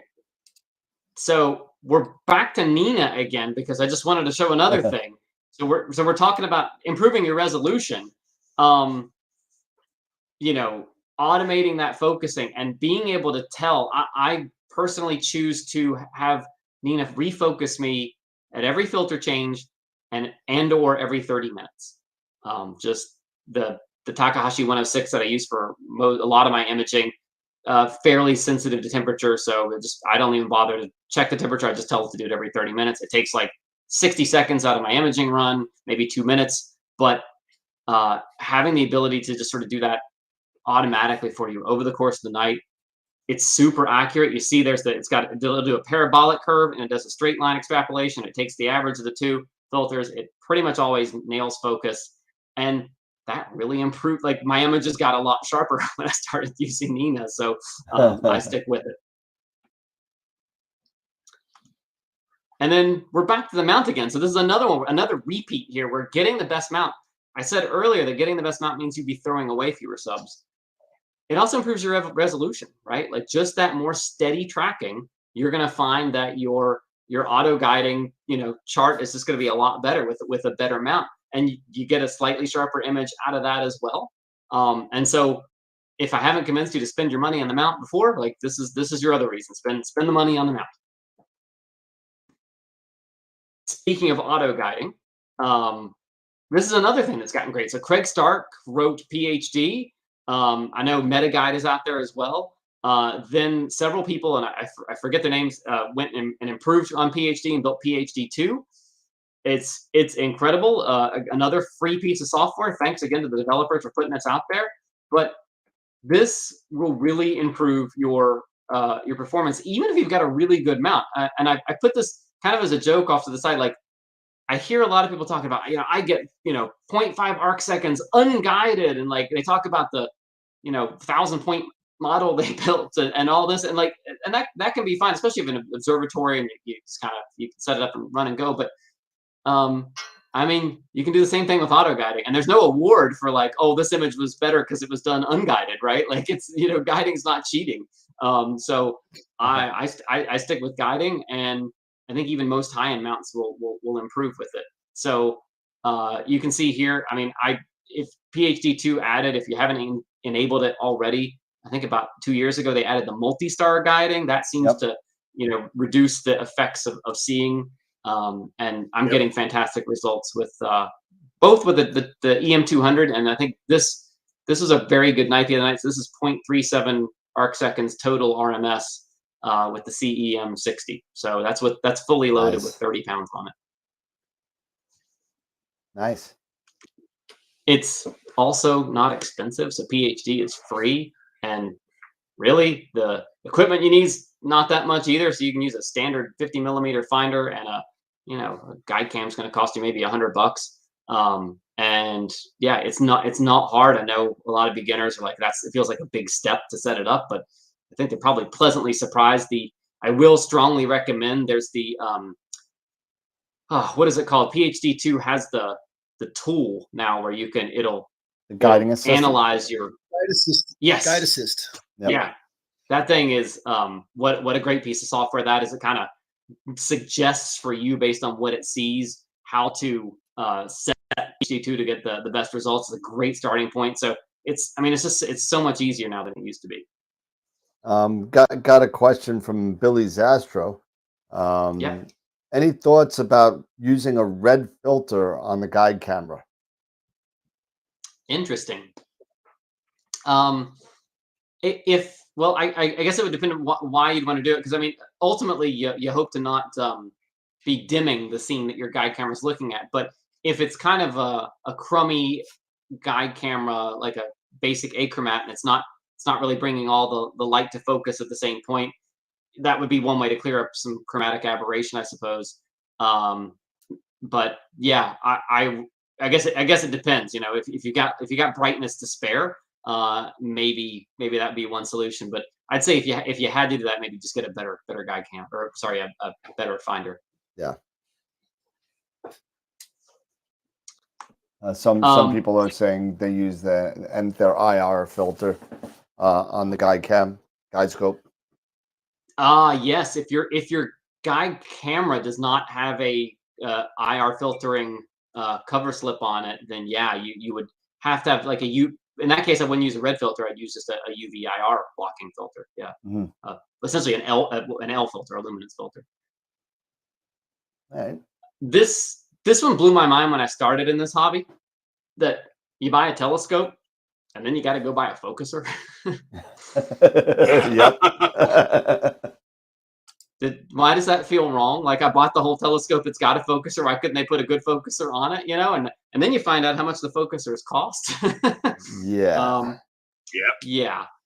We've all been there. My first time I went to NEAF, I remember I went to the table at, I can't remember, it was Moonlight or Feather Touch, and I was like, oh my God, like these focusers cost more than my telescope. Like this is not going to be a problem. But I will say it is it's a huge part of the scope, and it's unfortunately the way they make telescopes to a price in a lot of cases, especially on the cheaper scopes. But but it is kind of crazy. Even the more expensive scopes, like you got to buy a new focuser. So I've seen a trend where they're definitely getting better. Some of the Chinese focusers really are getting a lot better. I just bought a TS Optics Photoline 130. The stock focuser on that, I'm like, there's a rack and pinion. I'm super pleased with that. I don't have any plans to replace it, but most of my other scopes, I've ended up replacing the focuser. And there's a couple things that can go wrong, but the main one is that they just sag. So you put even a couple of pounds of imaging equipment on it, and it just gravity pulls it down, and it's not holding it tight enough. And you know, when you get tilt if you're literally just a couple of thousandths of an inch, difference in distance, especially when you're imaging at small focal ratios. So that's why we spend up. Yep, absolutely. That's what we do. Yep. Many people are talking about the Moonlight night crawlers. Oh God, the that thing. I mean, yeah, that's Nightcrawler. I don't have one, but it's expensive, and you're adding like another 8 pounds to the end of your mountain or into your scope, and man, it's it's the extreme end of this. But I will say, as long as the sag is reasonably well controlled, adding a stepper motor will help a lot. So on my Takahashi, the Takahashi focusers are not bad. They don't have any sag, but they can be a little fiddly. But I found that just adding a stepper motor to it and locks it down. And obviously that's what allows you to do autofocus. So you need to do it anyway. But I found that actually some moderate grade focusers improve a lot when you just put a stepper motor on there. Okay. And then the thing that everybody wants to go straight to make better images, but is probably the 19th thing to think about is the optics. I mean, obviously there's a threshold at which you need to have good optics, and I put some of the major aberrations on the side here. So you got to control for chromatic aberration, spherical aberration, field curvature. Coma is mostly a problem with Newtonians. Astigmatism is mostly a problem with Ritchie-Chrétiens. Distortion, only a problem with like mostly wide angle lenses and things, but the optical engineers have to control for all that. But really there's a lot of practical stuff, so you can have really good optics and they're not really practical optics sometimes. So the other things to think about other than just the specs that you're given optically, is it going to stay in collimation? You can be constantly fighting this thing for it to collimate it. How stable is it with regard to temperature? There are no set standards for what a good imaging circle is. So sometimes they'll quote an imaging circle for a telescope that's pretty big, but it's got 50% vignetting. The light fall off is really bad at the sides, and that means you can correct for that in image processing. But what it means, your signal to noise ratio is not going to be very good around the outside edges, and it makes it actually really hard to do mosaics if the vignetting is really bad, because you got noticeably different signal to noise ratio in different areas of your image. And then just is it sharp across the whole field? So a Strel ratio or something like that tells you what the number is in the center. It has to be good across the whole field too, especially with the chips getting larger now. So just something to consider beyond the statistics that we usually talk about. And then I did mention I just wanted to show this also. I've had 1.5 clear nights basically in the past like 2 months, and I was able to get out for like half a clear night. And my point here is that good optics are getting a lot cheaper. So one of these images is taken with a Takahashi TOA 130, so that's like a 10,000. By the time you add in the focal reducer or flattener or whatever, you're looking at $8,000-9,000. And one was taken with the TS Optics Photoline 130, which I ordered from Germany. Same different cameras. So these are not a perfect apples to apples comparison here, but these are two sensors with the same size pixels, same target, and I align them in Photoshop or in PixInsight. And I'll leave it to you to guess which one is the sharper one. And again, like could have been slightly different seeing on different nights. But what I'll say is that the one on the left is the Photoline 130. Really? These pictures, yeah, the two pictures are maybe like I said, it's never a perfectly fair comparison. But what I will say is it's at least not worse. Right. And it's 1/3 the cost. So, and Chinese optics. It's amazing. Interesting. Wow. Wow. Yeah. So my friend, the guy that I collaborated with in the book, Max Whitby in the UK, this is taken with his TOA 130 on the right. The left is my Photoline 130, and it's, I mean, certainly no worse. I would, we'll have to see if we could. It'd be great if we could compare them on the same night or something. But really good. And this is the, I mean, this is just a trend. I mean, this is a scope. This is the only version of the scope you can get. You have to get it from Germany because it's the only one they use the FPL53 glass in. But I mean, it was shipped from Germany with the focal reducer and the flattener was $3,000. So it's, I think it's 1,850 euros, the scope. I mean, it's like, again, the CMOS chip prices are coming down, the optical prices are coming down, the mounts are getting better for the price points. Like it's just a good time to be in the hobby. Yeah, wow, for sure. Yeah. And here's a simple one. You know, it depends on how badly you want to target, but most of the time I try to stay above 30 degrees altitude. 30 degrees is where you're looking through 2 air masses. So 1 air mass is the amount of air you're looking when you look straight up. By 30 degrees approximately, you're looking through about twice that amount of air as when you're looking at the zenith. And then it gets really bad as you go. It gets exponentially worse as you approach the horizon, right? So I generally stay about above about 30 degrees. I found I was just throwing out a lot of subs that were below that. But if it's, like the Seagull Nebula I showed you earlier, I think I took everything above 20 degrees there because, hey, like that target doesn't get that high. So, I was fighting for every photon I could get there. This is just, again, like cheap, simple things you can do to improve your image quality. Throw out all the subs that don't look great like that. And this is why you do that. I mean, you get multiple different effects here. So you're getting less light due to extinction as you approach the horizon. So at 30 degrees, you're getting 77% of the light you're getting versus looking straight up. You're getting differential extinction. So that effect is actually worse on blue light than red light. That's why sunsets and sunrises are red. And then you're also effectively, the atmosphere is acting like a lens. It's adding chromatic aberration at that point. And so if you've ever like visually looked through a telescope, and you see in images too, you notice that the stars are spread out like little spectra. Like if you look straight, out at the horizon and try to look at a star, not only is it wobbling around like crazy, and that's the turbulence part on the right, but also you see a very clear, red on top, blue on the bottom of the star type effect. And so it's just not worth it, Okay, last section here, just two sections here, but these are like these are the ones you can spend all your life on.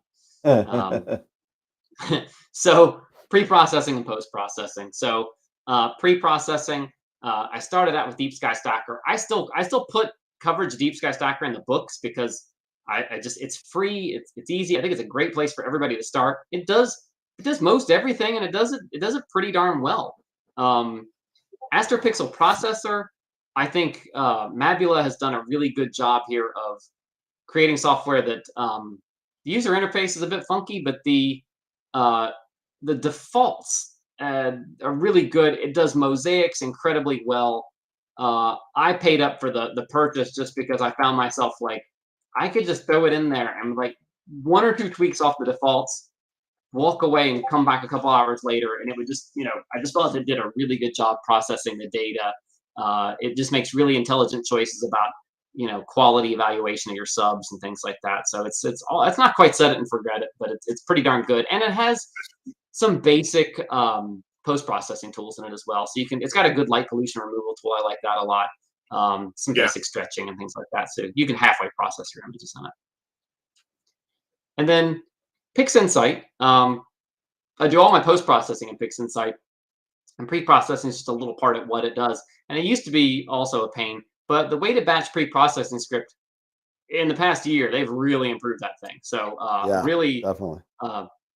And actually, honestly, it's a good way to. It's laid out in such a way that you kind of learn what the pre-processing steps are, and it even has that diagram. It'll show you like, here's your lights are going to come in here, and like gives you a little flow chart on what you know You know, because it really what a lot of people are doing, you know, and then sometimes, you know, the instant gratification part of, you know, part of this is it's not instant gratification, but if you learn how it gets Yeah. there, you're able to kind of Yeah. visualize it now. It's not just like, okay, well, darks take care of thermal noise and bias takes care of renoise, and okay, that's great, but what is it really doing? Well, Yeah. you open up the spread chart, you open up the flow chart that it has, and it'll tell you exactly, according to what you put in there, this is how it's going to come up to your master light, master flat, master dark, master flat dark, whatever it is.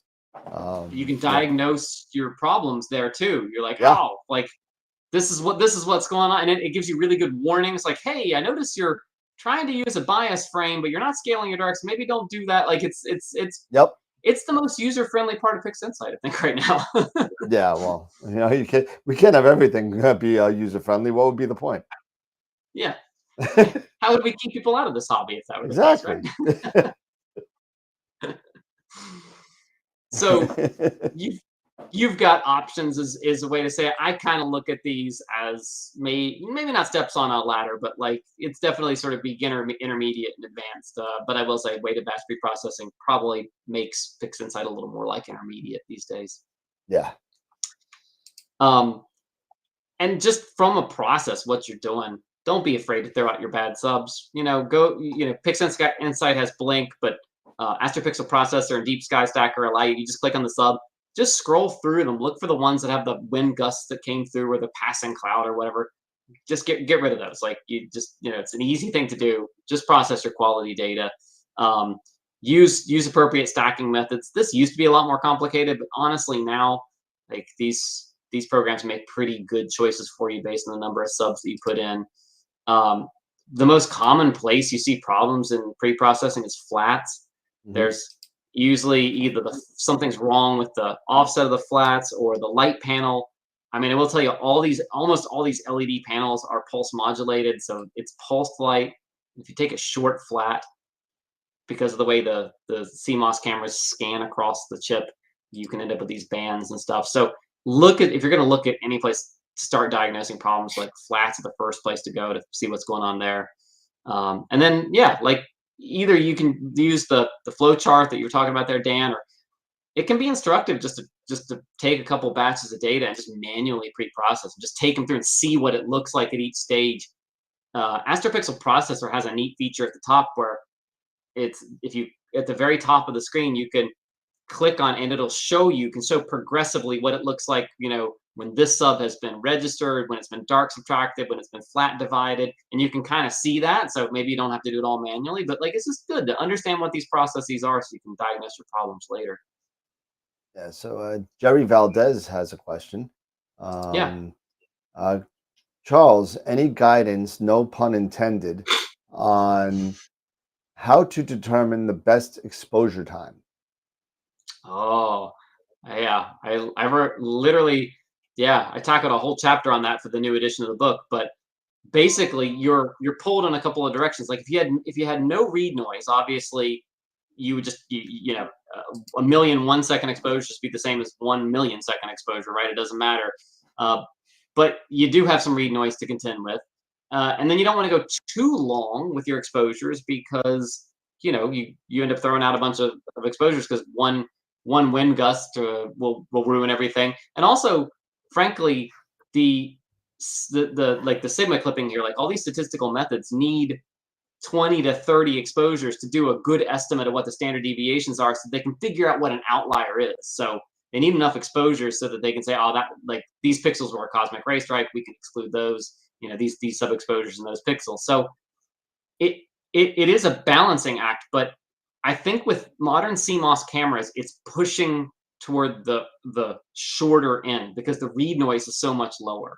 I actually was just writing a couple of I put those exercises in the book, and in the new version, I actually took them and I showed them as worked examples. I didn't hide the answers in the appendix. Now I just showed the worked answer right there with it. And one of them was basically exactly this question, which is if you were to divide the same set of exposures into like, you know, an hour, hour worth of exposure, you divide it into 10 6-minute exposures versus 61-minute exposures. And I give a bunch of stuff from a modern CMOS camera. The difference is pretty minimal. If you're imaging at 5 times the read noise squared, and we don't have to get into what that, but for those of you who've done these calculations where you say, how bright is my background, and what is the read noise in my camera squared? And so you measure your background convert it to electrons, and square your read noise. That's the benchmark to use. That's the analysis you want to use, because you can literally calculate what your efficiency is. And the efficiency is how good am I by what's my total signal noise ratio, dividing this exposure up into a lot of little sub-exposures, short ones, or taking one big one. And you can figure out what percentage of the ideal you're at. And long story short, 5 times read noise squared is greater than 90% as good as taking one long exposure.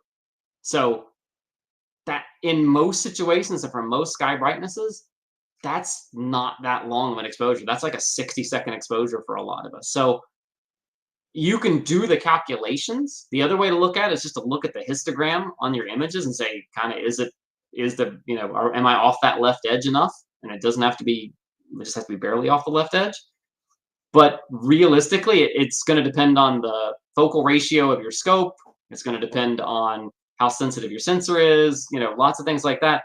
But I shoot 5-minute subs narrowband, and I shoot 90-second subs for RGB, and 30 seconds or 60 seconds for Luminance now. So it's you can take I guess that's a long way of saying you can take a complicated analytical approach to it, look at your read noise, look at the background, or you can kind of just let your histogram be the guide.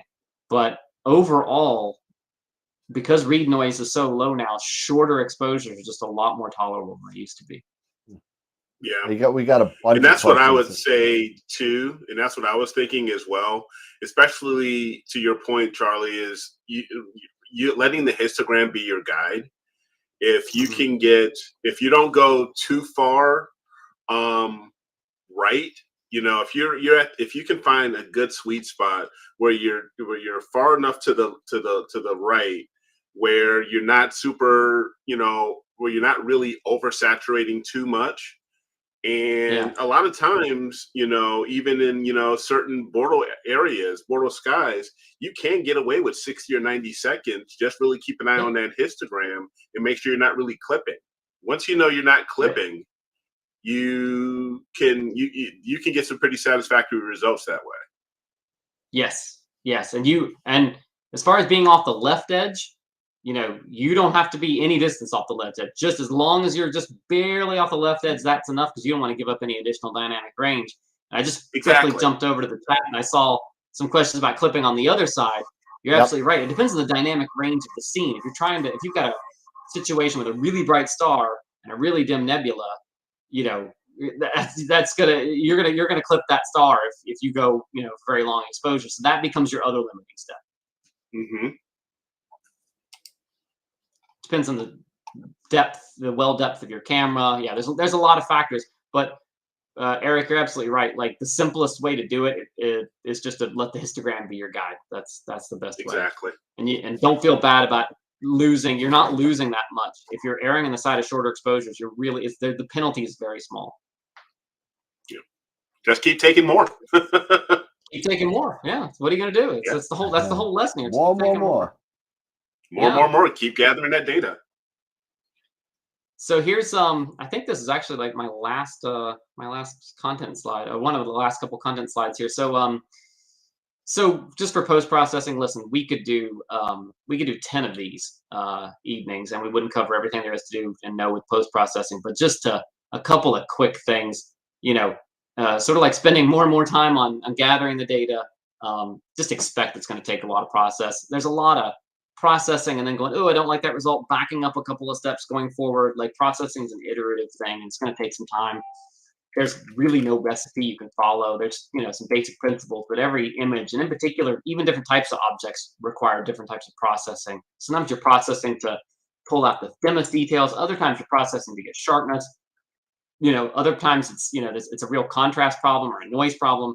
Each image is different, so it's just a matter of practice.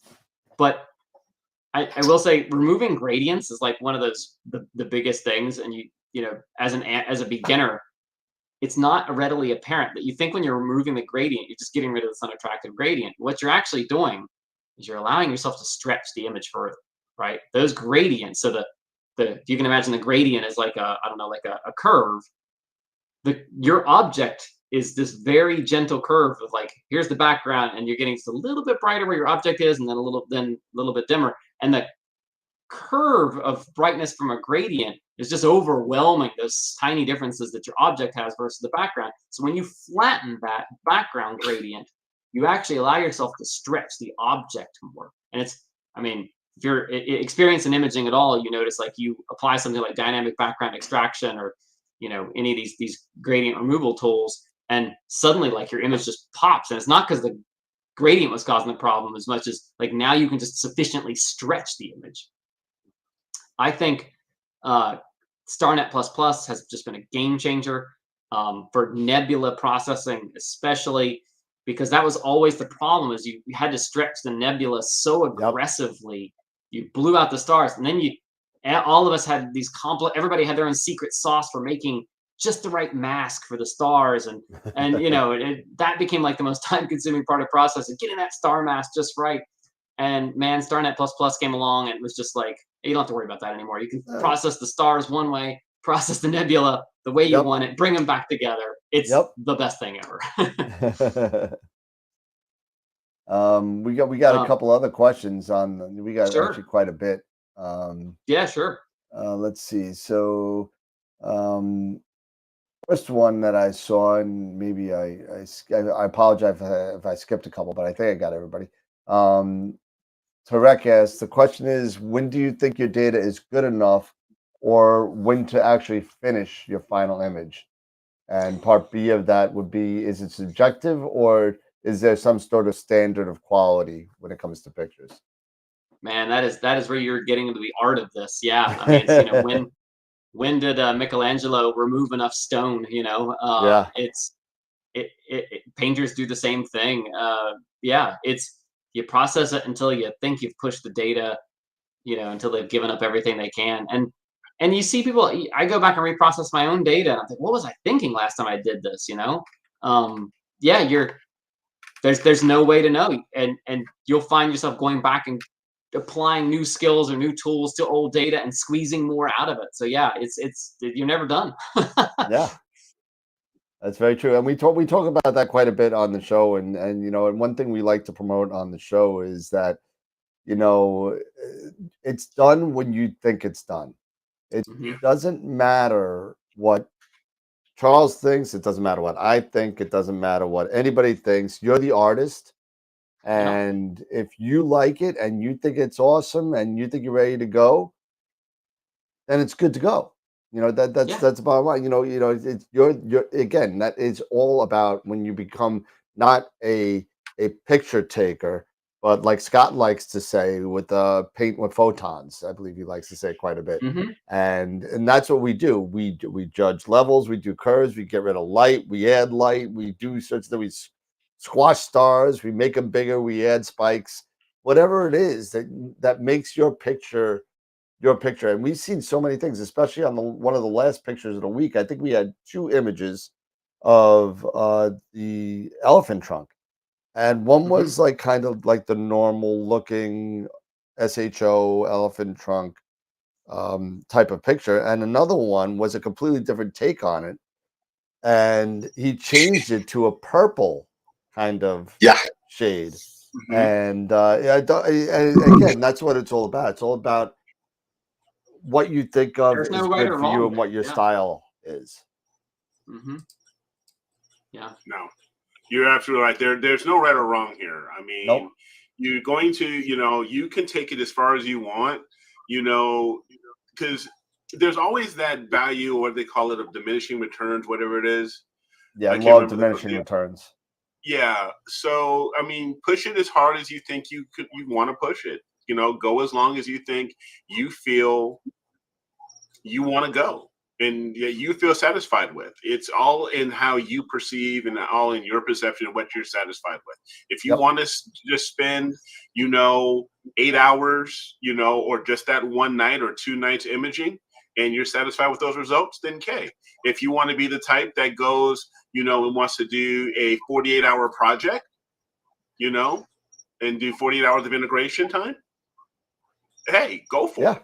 Absolutely. It's really all and your standards, they're going to change over time too. Like what's good enough for you now in 6 months might not be good enough, so that's going to change. Yeah, because like if you sit there and you do, you start off and you got some good data, you got some M42, you just got a new scope, you spend 3 hours on it, and you thought it was great, and then you think about it next winter and said, you know what, remember that data I did last winter? Let me see if I add another 3 hours. Let me see what happens. And I still got the same scope, I still got the same camera. Dump it all together and see what happens. Coming around every year. It's going to come back. Yeah, it's going to come back. Well, at least we hope it comes back every year, or else we're in trouble.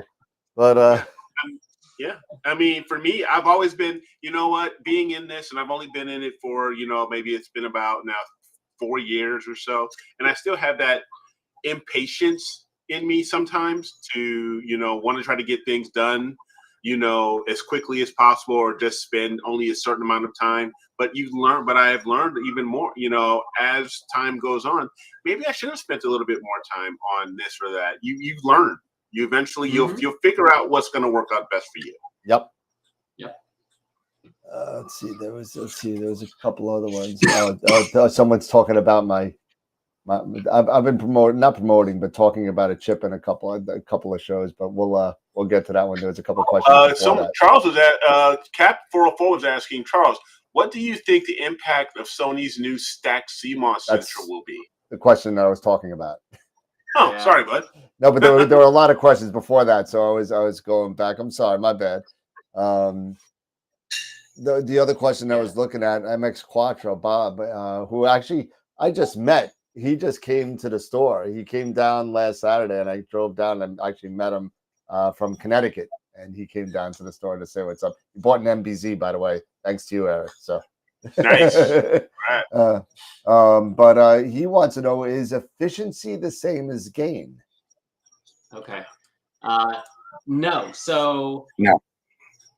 Yes. So let's and I've used efficiency in 2 ways in this presentation. So one's quantum efficiency. That is the percentage of photons that strike the sensor that it registers. So quantum efficiency, QE, is like how many photons are actually being registered, and that's what I was talking about. It's improved a lot. I was talking about efficiency of a stack of images, and what I was referring to there is it's the percentage of the ideal signal to noise ratio you get. So if you could, you would take an image, one long exposure that was, let's say, 10 hours long, and that would have one read noise hit, one exposure. That's your perfect ideal. What percentage of that signal to noise ratio are you getting when you chop 10 hours of exposures into 500 exposures? Because you're getting read noise and entering that image 500 times. So you can calculate what the percentage of the ideal is, and that's another use of the term of efficiency. So gain is a totally different thing. Gain is simply the number of analog to digital units you're getting for every electron that's measured on the sensor. That strikes chip, yeah. So, and then it's basically ISO. Quantum efficiency or gain? Gain. Yeah, okay, good. I just wanted to make sure that we're on the same page because we were told. Okay, yes. Okay. Yeah, you got me scared for a second. But and then we're on the Eric's question that he was asked, and this is something that we've been talking about in a couple of shows. What do you think the impact of Sony's new stacked CMOS sensor will be? That's the one that Eric just said before. Yeah, I have to admit, I don't know that much about it, but it's one of those things that I hope makes me eat my words when I said on the prior slide where I said, I don't know that sensors can get that much better. Maybe that's the way that's the way we get there. So no, I don't know that much about it. I mean, I guess we'll have to see once we have a product in our hands to play with. But I'm optimistic that because we're already at like 90% quantum efficiency. Read noise is approaching 0. Pixel size is pretty perfect. You know, thermal noise is thermal signals down to almost nothing. Like I was like, how can they improve this? Oh, well, they can have a triple sensor now. You know? Yeah, exactly. So maybe you get 3 times the dynamic range than you would get on anything else. So who knows? Yeah. We'll see. Love I mean, it. the only thing that we have on that chip, I think, is that one press release back in December. So other than that, there's nothing really out there. There's no images or anything out there on it. So I'm optimistic. Yep, we all are. And Captain 404 also questioned, would you rather err on this is something that we go back and forth with. Me and Pete go back and forth with this all the time. Err on, because I come from the land of undersampled, having the STF 8300. And so would you rather err on oversampled or undersampled? So in general, as a principle, undersampled. So there is, you pay a price in resolution, right? As you undersample more and more, you're going to get less and less resolution, but you're improving your signal to noise ratio. And this is why I always say, you know, the extreme of that is if you can make any picture look good if you show it at, you know, like a postage stamp size or like on Instagram or whatever. Like everything looks good when it's really small. It's when you sort of zoom in that you lose. And that's because what you're doing, you're actually getting a better signal to noise ratio because you're reducing the resolution. So undersampling, you're giving up resolution, but you're getting a higher signal to noise ratio. So most likely it's getting a prettier image. Oversampling, you reach a point where you are not getting any additional gains, right? There's a point at which you cannot exceed what the atmosphere and the optics and your mount have limited the resolution. You are never going to resolve a star as a true point source. The limits of diffraction prevent that.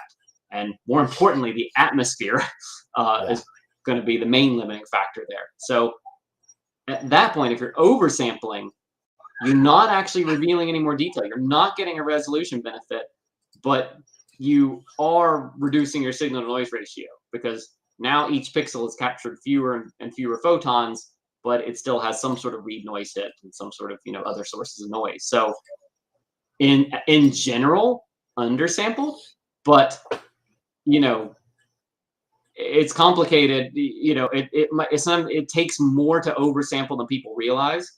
It takes a lot. It takes a lot. Yeah.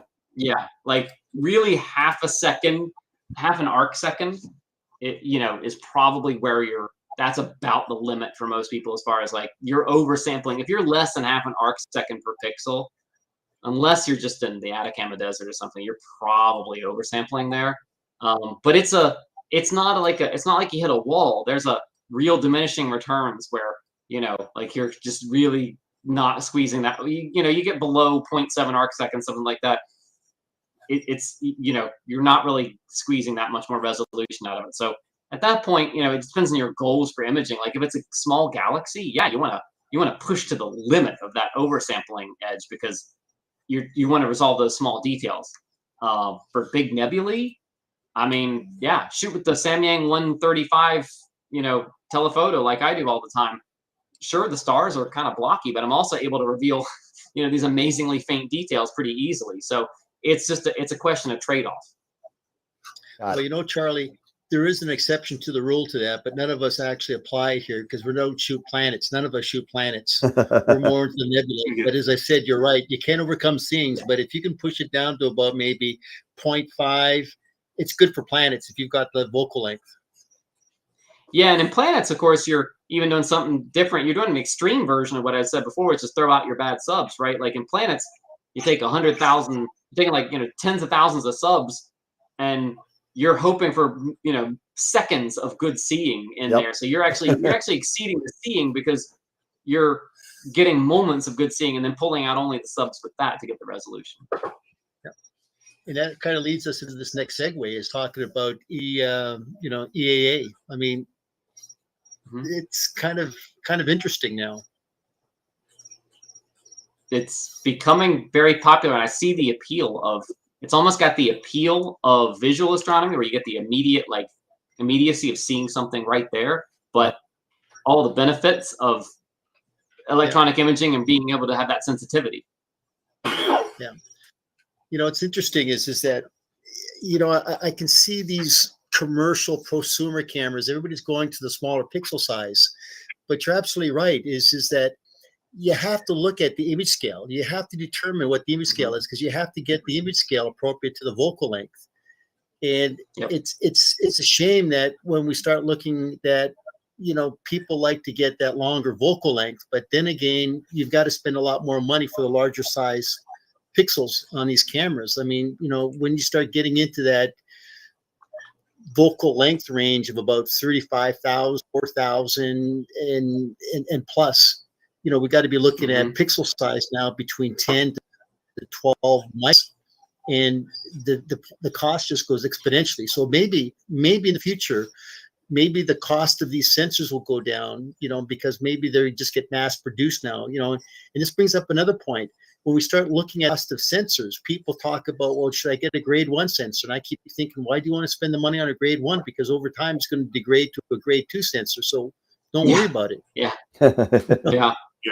Well, the other thing, Pete, is as read noise approaches 0, the cost of software binning in terms of signal noise ratio also approaches 0. So, you can now buy a CDK scope, really long focal length, and just bin 3x3 on one of these CMOS cameras now, 2x2 at worst, 3x3 for most cases, and the total read noise for that combined pixel is still lower for 9 pixels than it was for a single large pixel on the old cameras.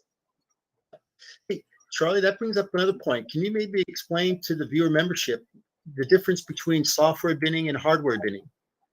Great question. Yeah. So, well, there'll be a time probably in the future, if the trend continues, where no one knows what hardware binning is. But the way a CMOS camera, a CCD camera used to be read out. So the photons strike the silicon, those dislodge an electron. The whole point of the imaging sensor is that each photosite is collecting those electrons, right? Then at the end of the exposure, you read it out. And what they used to do was there was one analog to digital converter, possibly for the whole chip, but maybe even just for a row.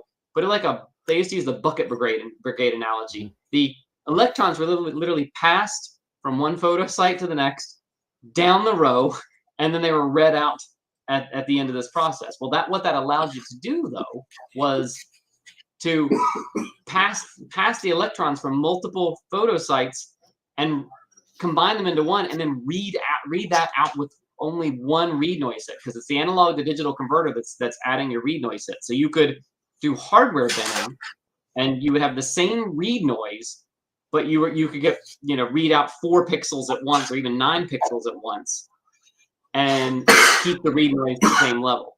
Well, software binning is just where you have the image, it's already been read out the camera. The read noise has already affected the image, and all you're doing is reducing the resolution. So it's what you do in Photoshop or whatever, like when you resample an image or you shrink its size.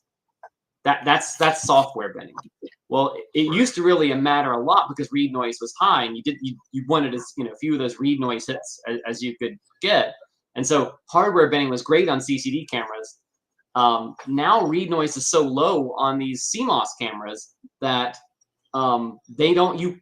it's inherent in the CMOS design. You can't do hardware binning on most of these cameras. I know there's some scientific ones, I guess, that can do it, but all the consumer CMOS cameras, the analog to digital converter is on each pixel. So there's no ability to hardware bin, because each pixel is its own little camera unit, and it measures its own charge essentially. So you can't do hardware binning anymore. But my point was that the read noise has now gotten so much lower that it actually doesn't matter. We're already an order of magnitude lower on the read noise, so you don't even need the old hardware binning that they used to have. Yep. Right. Yeah, and I know for myself, I'm actually, using these longer focal length scopes, like say my Schmidt Cassegrain. I almost have to bin. You have to bin now, and especially in certain skies, it's looking like, because of a good website that we talk about a lot is astronomy.tools, and going there and looking at that CCD suitability calculator. And now it has, for example, the 294 mono which originally came out with a much higher resolution in its bin 1 configuration. It was basically double what the 294 MC was. So looking at that, and you're looking at, okay, if I'm going to have decent seeing where my, where my star sizes are between 2 and 4, arc seconds for, I should be now, basically, from what it was telling me, I should start binning 3x3. Yeah. And that's okay with these new cameras. Like 3x3, like the read noise is so low. Yeah, exactly. So now I'm going to probably have started getting into the habit of, okay, now when it comes to using the Schmidt-Cassegrains and these longer focal lengths, I'm going to start, I should definitely just start binning, because it's software, because it does software binning. It does software binning up to 5x5. And I'm looking and I'm saying, even the calculator's telling me I can do 5x5 fairly decently. You don't even have to make that decision, though. You can make that decision later. Go ahead and download the data at 1x1, and you can just, when you bring it into PixInsight or whatever, you can look at it, and then you got your choices. You can say, oh, actually, you know what, 4x4 looks better than 5x5. I think that's okay. Like that's software binning can happen at any stage. So unless you're constrained in terms of storage size or something like that, do it at 1x1 and like deal with the binning question later. That's the other benefit of it. Oh. All right. And Charlie, this is something maybe, I'm sorry if I'm interrupting here, but for the viewer audience, this would be another question to talk about binning when it comes to, say, like you do your luminance at 1x1, and then maybe you do your narrowband at 2x2 or something like that, and then in post-processing, then you can actually increase resolution. Just for the viewers, maybe you can explain the reason why you would want to do something like that. Yeah, great question as well. I like your leading questions there, Pete. That's very you're leading us right into the core principles of some of this stuff. But so obviously, the red, green, and blue filters cut the spectrum into thirds, right? So a luminance filter is gathering approximately 3 times as many photons. So the key thing about astronomical objects, and this is true of actually most visual scenes, is that brightness changes at much finer scales, or we say higher frequency, than color does. So you don't typically get in a natural scene a sharp change in color. Color changes more broadly, and the sharpness comes from the changes in luminance. So what that allows us to do is to take luminance data using a luminance filter at a high resolution and gather all those photons. We're not throwing any of them away, right? We're getting everything in. And you get a really high signal to noise ratio image that way in luminance. And then you take color data, and you can take less exposure time through each color filter. And so you get a much lower signal. You get a noisy image. And then what you can do is you can bin that image 2x2 or 3x3 or whatever. And that will improve the signal to noise ratio of that image. And then you apply that as just the color to that luminance image. And it's what you're taking advantage of is the fact that the color in the image doesn't change at a very high frequency. There's not abrupt changes in color. And so you can get a very nice, very good looking image by just applying, take 1/3 of your imaging time and apply it toward getting color data. And then 2/3 you spend getting luminance data. And then you just overcome that lack of signal to noise ratio in the color data by binning it. And it's fine because the color resolution is just inherently low as far as the speed or the fineness at which color changes. So yeah, it's a great trick. You have to play with it a little bit. You have to get used to, it depends on your light pollution and some other stuff, but it really allows you to squeeze a lot more signal to noise ratio out of broadband objects, right? So this is primarily for galaxies and reflection nebula and things like that. All right, so I'm aware that we're coming up on 2 hours here, so we're at the end. So I will just say the last couple of tips here. As a beginner, you get noisy data, you want to apply noise reduction. The answer is always to go get more data, but you got what you got. But noise reduction is pretty apparent in your final result. It tends to make things look plasticky. So you try to apply as little as you can. Less processing, usually more. Again, that's easy to say when you've got great data. And then step away from the computer, both for your own sanity, but also because you get used to the way things look. And then you come back 5 minutes later and you're like, wow, that is a really color balance is way off on that image. What was I thinking? It's because your eyes have just become so accustomed to it. So you gotta step away. I will just say what I did, I took all the things that we talked about tonight and I grouped them. And I said, I just want to point out that the majority of the things we talked about cost very little to do, right? So you can improve your imaging a lot by changing what you do or minor changes to your setup. You don't, if your first instinct is to buy a bigger telescope and a better mount and everything, it's like, yes, those are things you can do, but more than half the things we talked about tonight are a commitment of time or a little bit of effort or practice or something like that that'll make things better. It doesn't have to cost a lot of money to do that. So I just wanted to underscore that point. I know this is an expensive hobby. I know everything seems like it's an endless hole of money for adapters and everything like that. And yes, to some extent that's true, but you can really precise parts. Yay. What's that? Yeah, precise parts. Yeah. Yes. Yes, there's a whole cottage industry, precise parts and feather touch focusers and all these folks out there who are there to fill those tiny gaps with expensive parts. I got a whole shelf in my closet of death and you'll hear it. That's precise parts. That's a small fortune in precise parts that I don't need, and I'm gonna sell them all to Pete. You got to get those up on Astrochat, man. Dan, I need an M72 to an M54 mail thread, 60.2 millimeters. I'll see what I can do for you. So I know we've done all the questions as we've gone. So this is it. But this is a crazy faint object in the lower part of Cygnus called G65.3. It's a supernova remnant. Only a few amateur images, but this is one of my longer projects. This is about 70. The first time I took this object, I took 99 hours worth of exposures. Then I got the 2600, and I got a better picture of this object last summer with about 50 hours worth of exposures than I did with the 8300 at almost 100. So this is an object I've imaged twice. I'll probably go back and do it again next summer. And it's just incredibly faint. But again, to the point of you come back to these objects, you try harder, you gather more data, you try your processing again. It seems like there's only a finite number of objects out there, but there are just an infinite number of ways to interpret them. And you are always improving, and you look back in your old work and see how much further you've come. That's why this is just such a fantastic hobby to be in. Well, as I said, Charlie, your books are phenomenal, and believe me, everybody who I talk to, I tell them the first thing they need to do is to buy your books.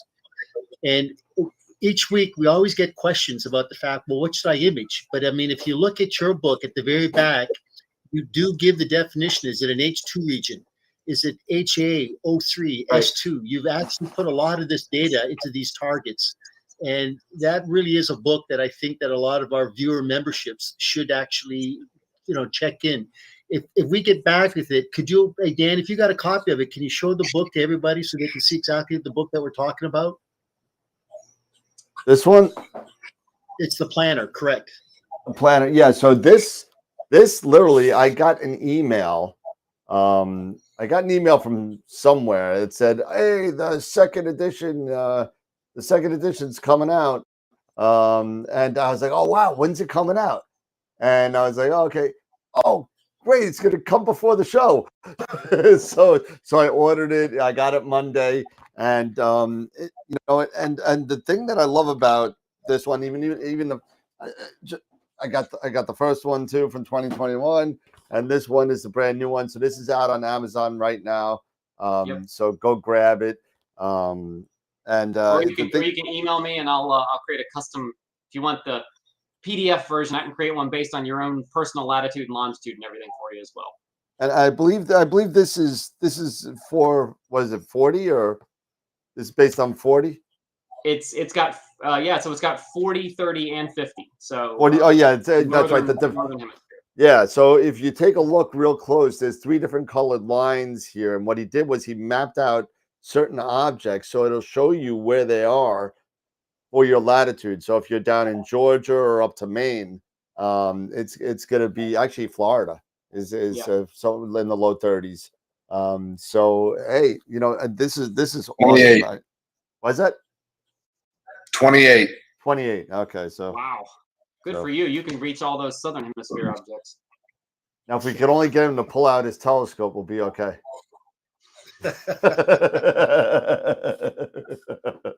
Scott, what happened to the glasses? Oh, these? There it is. The max headroom glasses. There you go. Oh yeah. So anyway, go grab it. It's an awesome book. It's a great follow up to the last one. And for those of you out there that are really new to the hobby, I don't even like to call it a hobby anymore. If you're new, you'll figure out it's a lifestyle. So eventually you'll figure it out. You know, go grab the Deep Sky Imaging Primer. Go grab that because Eric said he cut his teeth on it, and he started with that book. I unfortunately can't say that. I started doing this before your book came out. So I think my first, what was that? That's pretty. It's pretty old school. We know that you had the 8300, so that says that you were there. You know, in the early days. Yeah. Well, I actually started with a Minolta Maxim. So Dan, pull out the disc. Pull out the disc and show Charlie. Oh, where is it? Oh, come on, really? You're gonna make me find this thing? You're gonna make me break stuff and like find this thing now? It's in my closet of death somewhere. I don't know where it is now. I just cleaned this thing. It's under all those precise parts, probably. It's I have a disc, and it is the original version of the Sky Level 1. And it says on it Windows 95 compatible. And I think I can't find it right now, Pete. I'm sorry. You threw me on the spot there. I don't know. I just cleaned the room up. My wife told me I had to clean or get out, and so I cleaned. So, but yeah. So can we post your email address, Charles? I'm getting questions about your email address. Yes. To get in contact with you. Yeah, it's deepskyprimer@gmail. And I'll put that in the chat. Yeah. And why am I getting virus threats? I can put it in there. Yeah. Okay, there you go. Okay. Yeah. Yeah, everybody is just going. Great presentation. Thank you so much for your time. Let's see. The best astrophotographer in one of our clubs recommended your book when I first started out with astrophotography. It's a fantastic resource. Thank you so much. So happy to hear that. Yeah, happy to help. So I mean, you have nothing but fans here, so that's a good thing. You know, sometimes you get those people that you just can't please, and we're not them. So that. Thank you so much for coming on and spending. Thanks for having me. Spending 2 hours with us. Was that? I hope it was helpful for some people, and yeah, like I said, sometimes it's just good to sit down and think about it, but it's also just good to sit around and chat about this. So thanks for having me on. I really appreciate it. You know, we do have a giveaway that we have to do still. Oh yeah. We have a giveaway, and for those of you, we actually are moving one of our giveaways up, and we have as far as giveaways are concerned, there's another giveaway on the site. If you haven't gone to the site and looked at the giveaways, we added a 5th one. Jerry Valdez, who is in the chat right now, donated a 1-year subscription to Adobe Creative Cloud. So for Lightroom and Photoshop. Thank you to Jerry for that, and that's a big value. We're going to be doing that giveaway in the summer as well. So that's going to be cool. So thank you, Jerry, for the donation there, and we'll give that away very, very soon. So we do. Go ahead, Pete. I'm sorry. I was going to say, Charlie, do you mind mentioning something that we talked about earlier to the viewer membership that we talked about, and we'll let that get out there as well, and then we'll figure out when to do that. Oh, the giveaway. Absolutely. Oh. If you don't mind, maybe you can just mention to the viewer membership. Yeah. I'll so the third edition of the Deep Sky Imaging Primer will be out the end of the month or right around May 1st. And so as soon as that's out, I will send a copy to you guys and for a giveaway. And then I got 2 books coming out. So I got another one coming out. So if that one makes it in time for me to ship it to you, I'll get both copies out to you. Awesome. Signed copy. And you got to hook all of us up, you know, with your books. Hey, listen, we got to purchase a book to hopefully he comes out with more books. So exactly. As a matter of fact, Charlie, no, I'm just kidding. Starts will pay him. Yeah. And as a matter of fact, Charlie, I'm actually typing up an email to your email account right now. So with my longitude and latitude and everything, so I'm looking forward to getting your planner. Just let me know how to send you, the money, and I'll be looking forward to it whenever you can get it over to me. Absolutely. No, thank you. all right, so let's take a look real quick at the wheel here, and we got the spinning wheel here. So right now for this one, we have 29 people that have signed up for this giveaway. So I just updated it literally 2 minutes ago. So thank you for everybody who signed up for this, and don't forget for all. Boy, the pieces of the pie are getting smaller. Have you noticed They that? are. They really are. Can you hear me We now? lost Dan's audio. Can you hear me now? You lost Dan's audio for a second. Yeah. Okay, I had to switch mics. My wireless. We've been on so long, my mic died. No. Oh, your mic died again? Your battery died? Well, I you know what? I've learned. I have a backup now. So no, actually, what happened was I was on Global Star Party last night with Sean Nielsen, and I forgot to turn off my mic, and so now it's okay. So we got the giveaway. So go to the website and sign up for all. You got to sign them all up separately. Some people wanted to be specific on what they wanted. Some of them just wanted to be in the Eagle. They didn't want to be in the $50 gift certificate. So I put a giveaway up for everything that we're giving away. We have 5 giveaways. We have a $50 gift certificate to Camera Concepts, which we're giving away tonight. We have a $50 gift certificate to Woodland Hills. We have the Eagle 4 Pro in the summer. We have multitudes of free workshops and yearly subscriptions to IP for AP and Masters of Pits Insight, and the 1-year subscription to the Photoshop Creative Cloud package with Lightroom and Photoshop. So we got all that stuff going on. So go sign up for them, sign in, do whatever. And here we go. So we're ready to do the giveaway? Let's go for it, man. All right, Here we go. Let's see. I'll go. No quit. No whammies. No whammies. No whammies. And you're so lucky. No. Oh. So if that landed on Andreas Palazzi. Solo, what? Yeah. So that's a second win for Andrus in two different spins. That's kind of odd.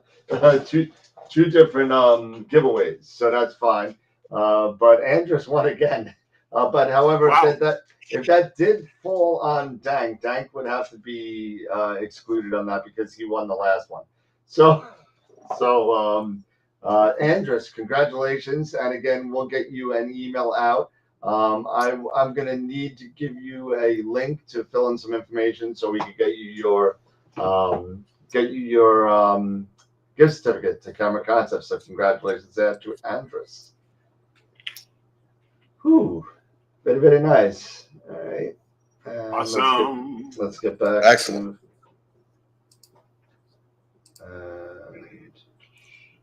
There we go.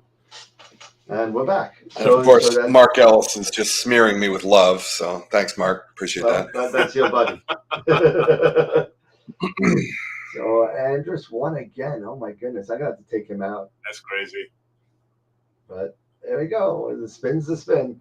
And I think that's about all we have for tonight. Again, thank you so much to Charles to come on and show us his takes on how to improve our photos. And just for being here. Thank you so much for coming on. And thanks for the book that's coming too. So yeah, appreciate it. Good to see you guys. I hope we get to see each other in real life at some point when they get the conferences back running again. Yeah, I mean, I was so disappointed that NEAF was canceled at last minute. I mean, it is what it is. But you know what? I don't know if you remember a couple years back, the measles was rampant up there, and they had a really bad thing, and they almost canceled it for that too. So they actually kept it going for that year, but once COVID smacked down, they I guess they tried to be safe and sorry. So and that's the world we live in these times. So I mean, that's what we got to do. So I'm glad that AIC is still going. So I wish I could make it to that. I see Pete's got something to say. You like kind of. Well, I was just going to ask the collective group, and maybe I can speak maybe for the viewer membership, and maybe they can chime in. But Charles, I think everybody really thoroughly enjoyed this presentation. That with the new book coming out, maybe what we do is we'll just wait maybe a month and a half. Book comes out, have you back on, literally just kind of have you go through what the book is, what the new additions are. Dates.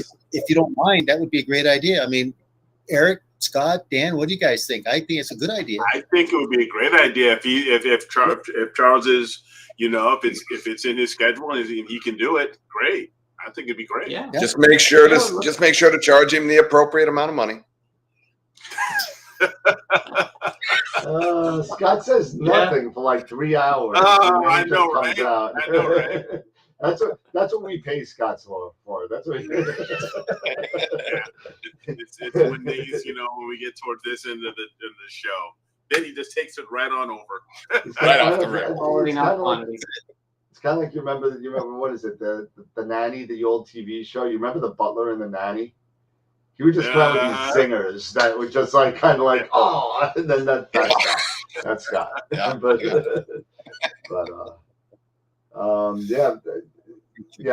people are saying a bit of a book review on the new primer would be great. So hey, sure, you're more than welcome to come back anytime. I know you got a lot of projects in the works, so you're more than welcome to come back. It's a lot of fun. We'll come back. We'll talk about that billion pixel image. How about that? And then we'll talk about the book. Absolutely. That'd be It's awesome. Awesome picture. That really is. That's a great picture. Yeah. Cool. Happy to. All right, everybody. So Charles, when we exit, if you want to hang out a couple of minutes later, it will kick us out online, and we'll be back in the other green room. But if you want to hang out for a little bit, you're more than welcome to hang out. But sure. Everybody, thank you so much for coming down tonight and spending the evening with us and Charles and talking about his insights to astrophotography, because it's been quite enlightening to everybody. And I got to say, we had a record of 51 live people watching it tonight. So thank you for the support for everybody. We still have 37. Usually after the wheel spins, it goes down to like 12. We still have 37 people watching. So so thank you everybody for coming down and hanging out with us. It's been great. It's been enlightening, everybody, and have a good night. It's 11:15, and thank you so much. So keep imaging, keep educating, and clear skies, and we'll see you Friday night. Have a good night, everybody. Night, everybody. Clear skies.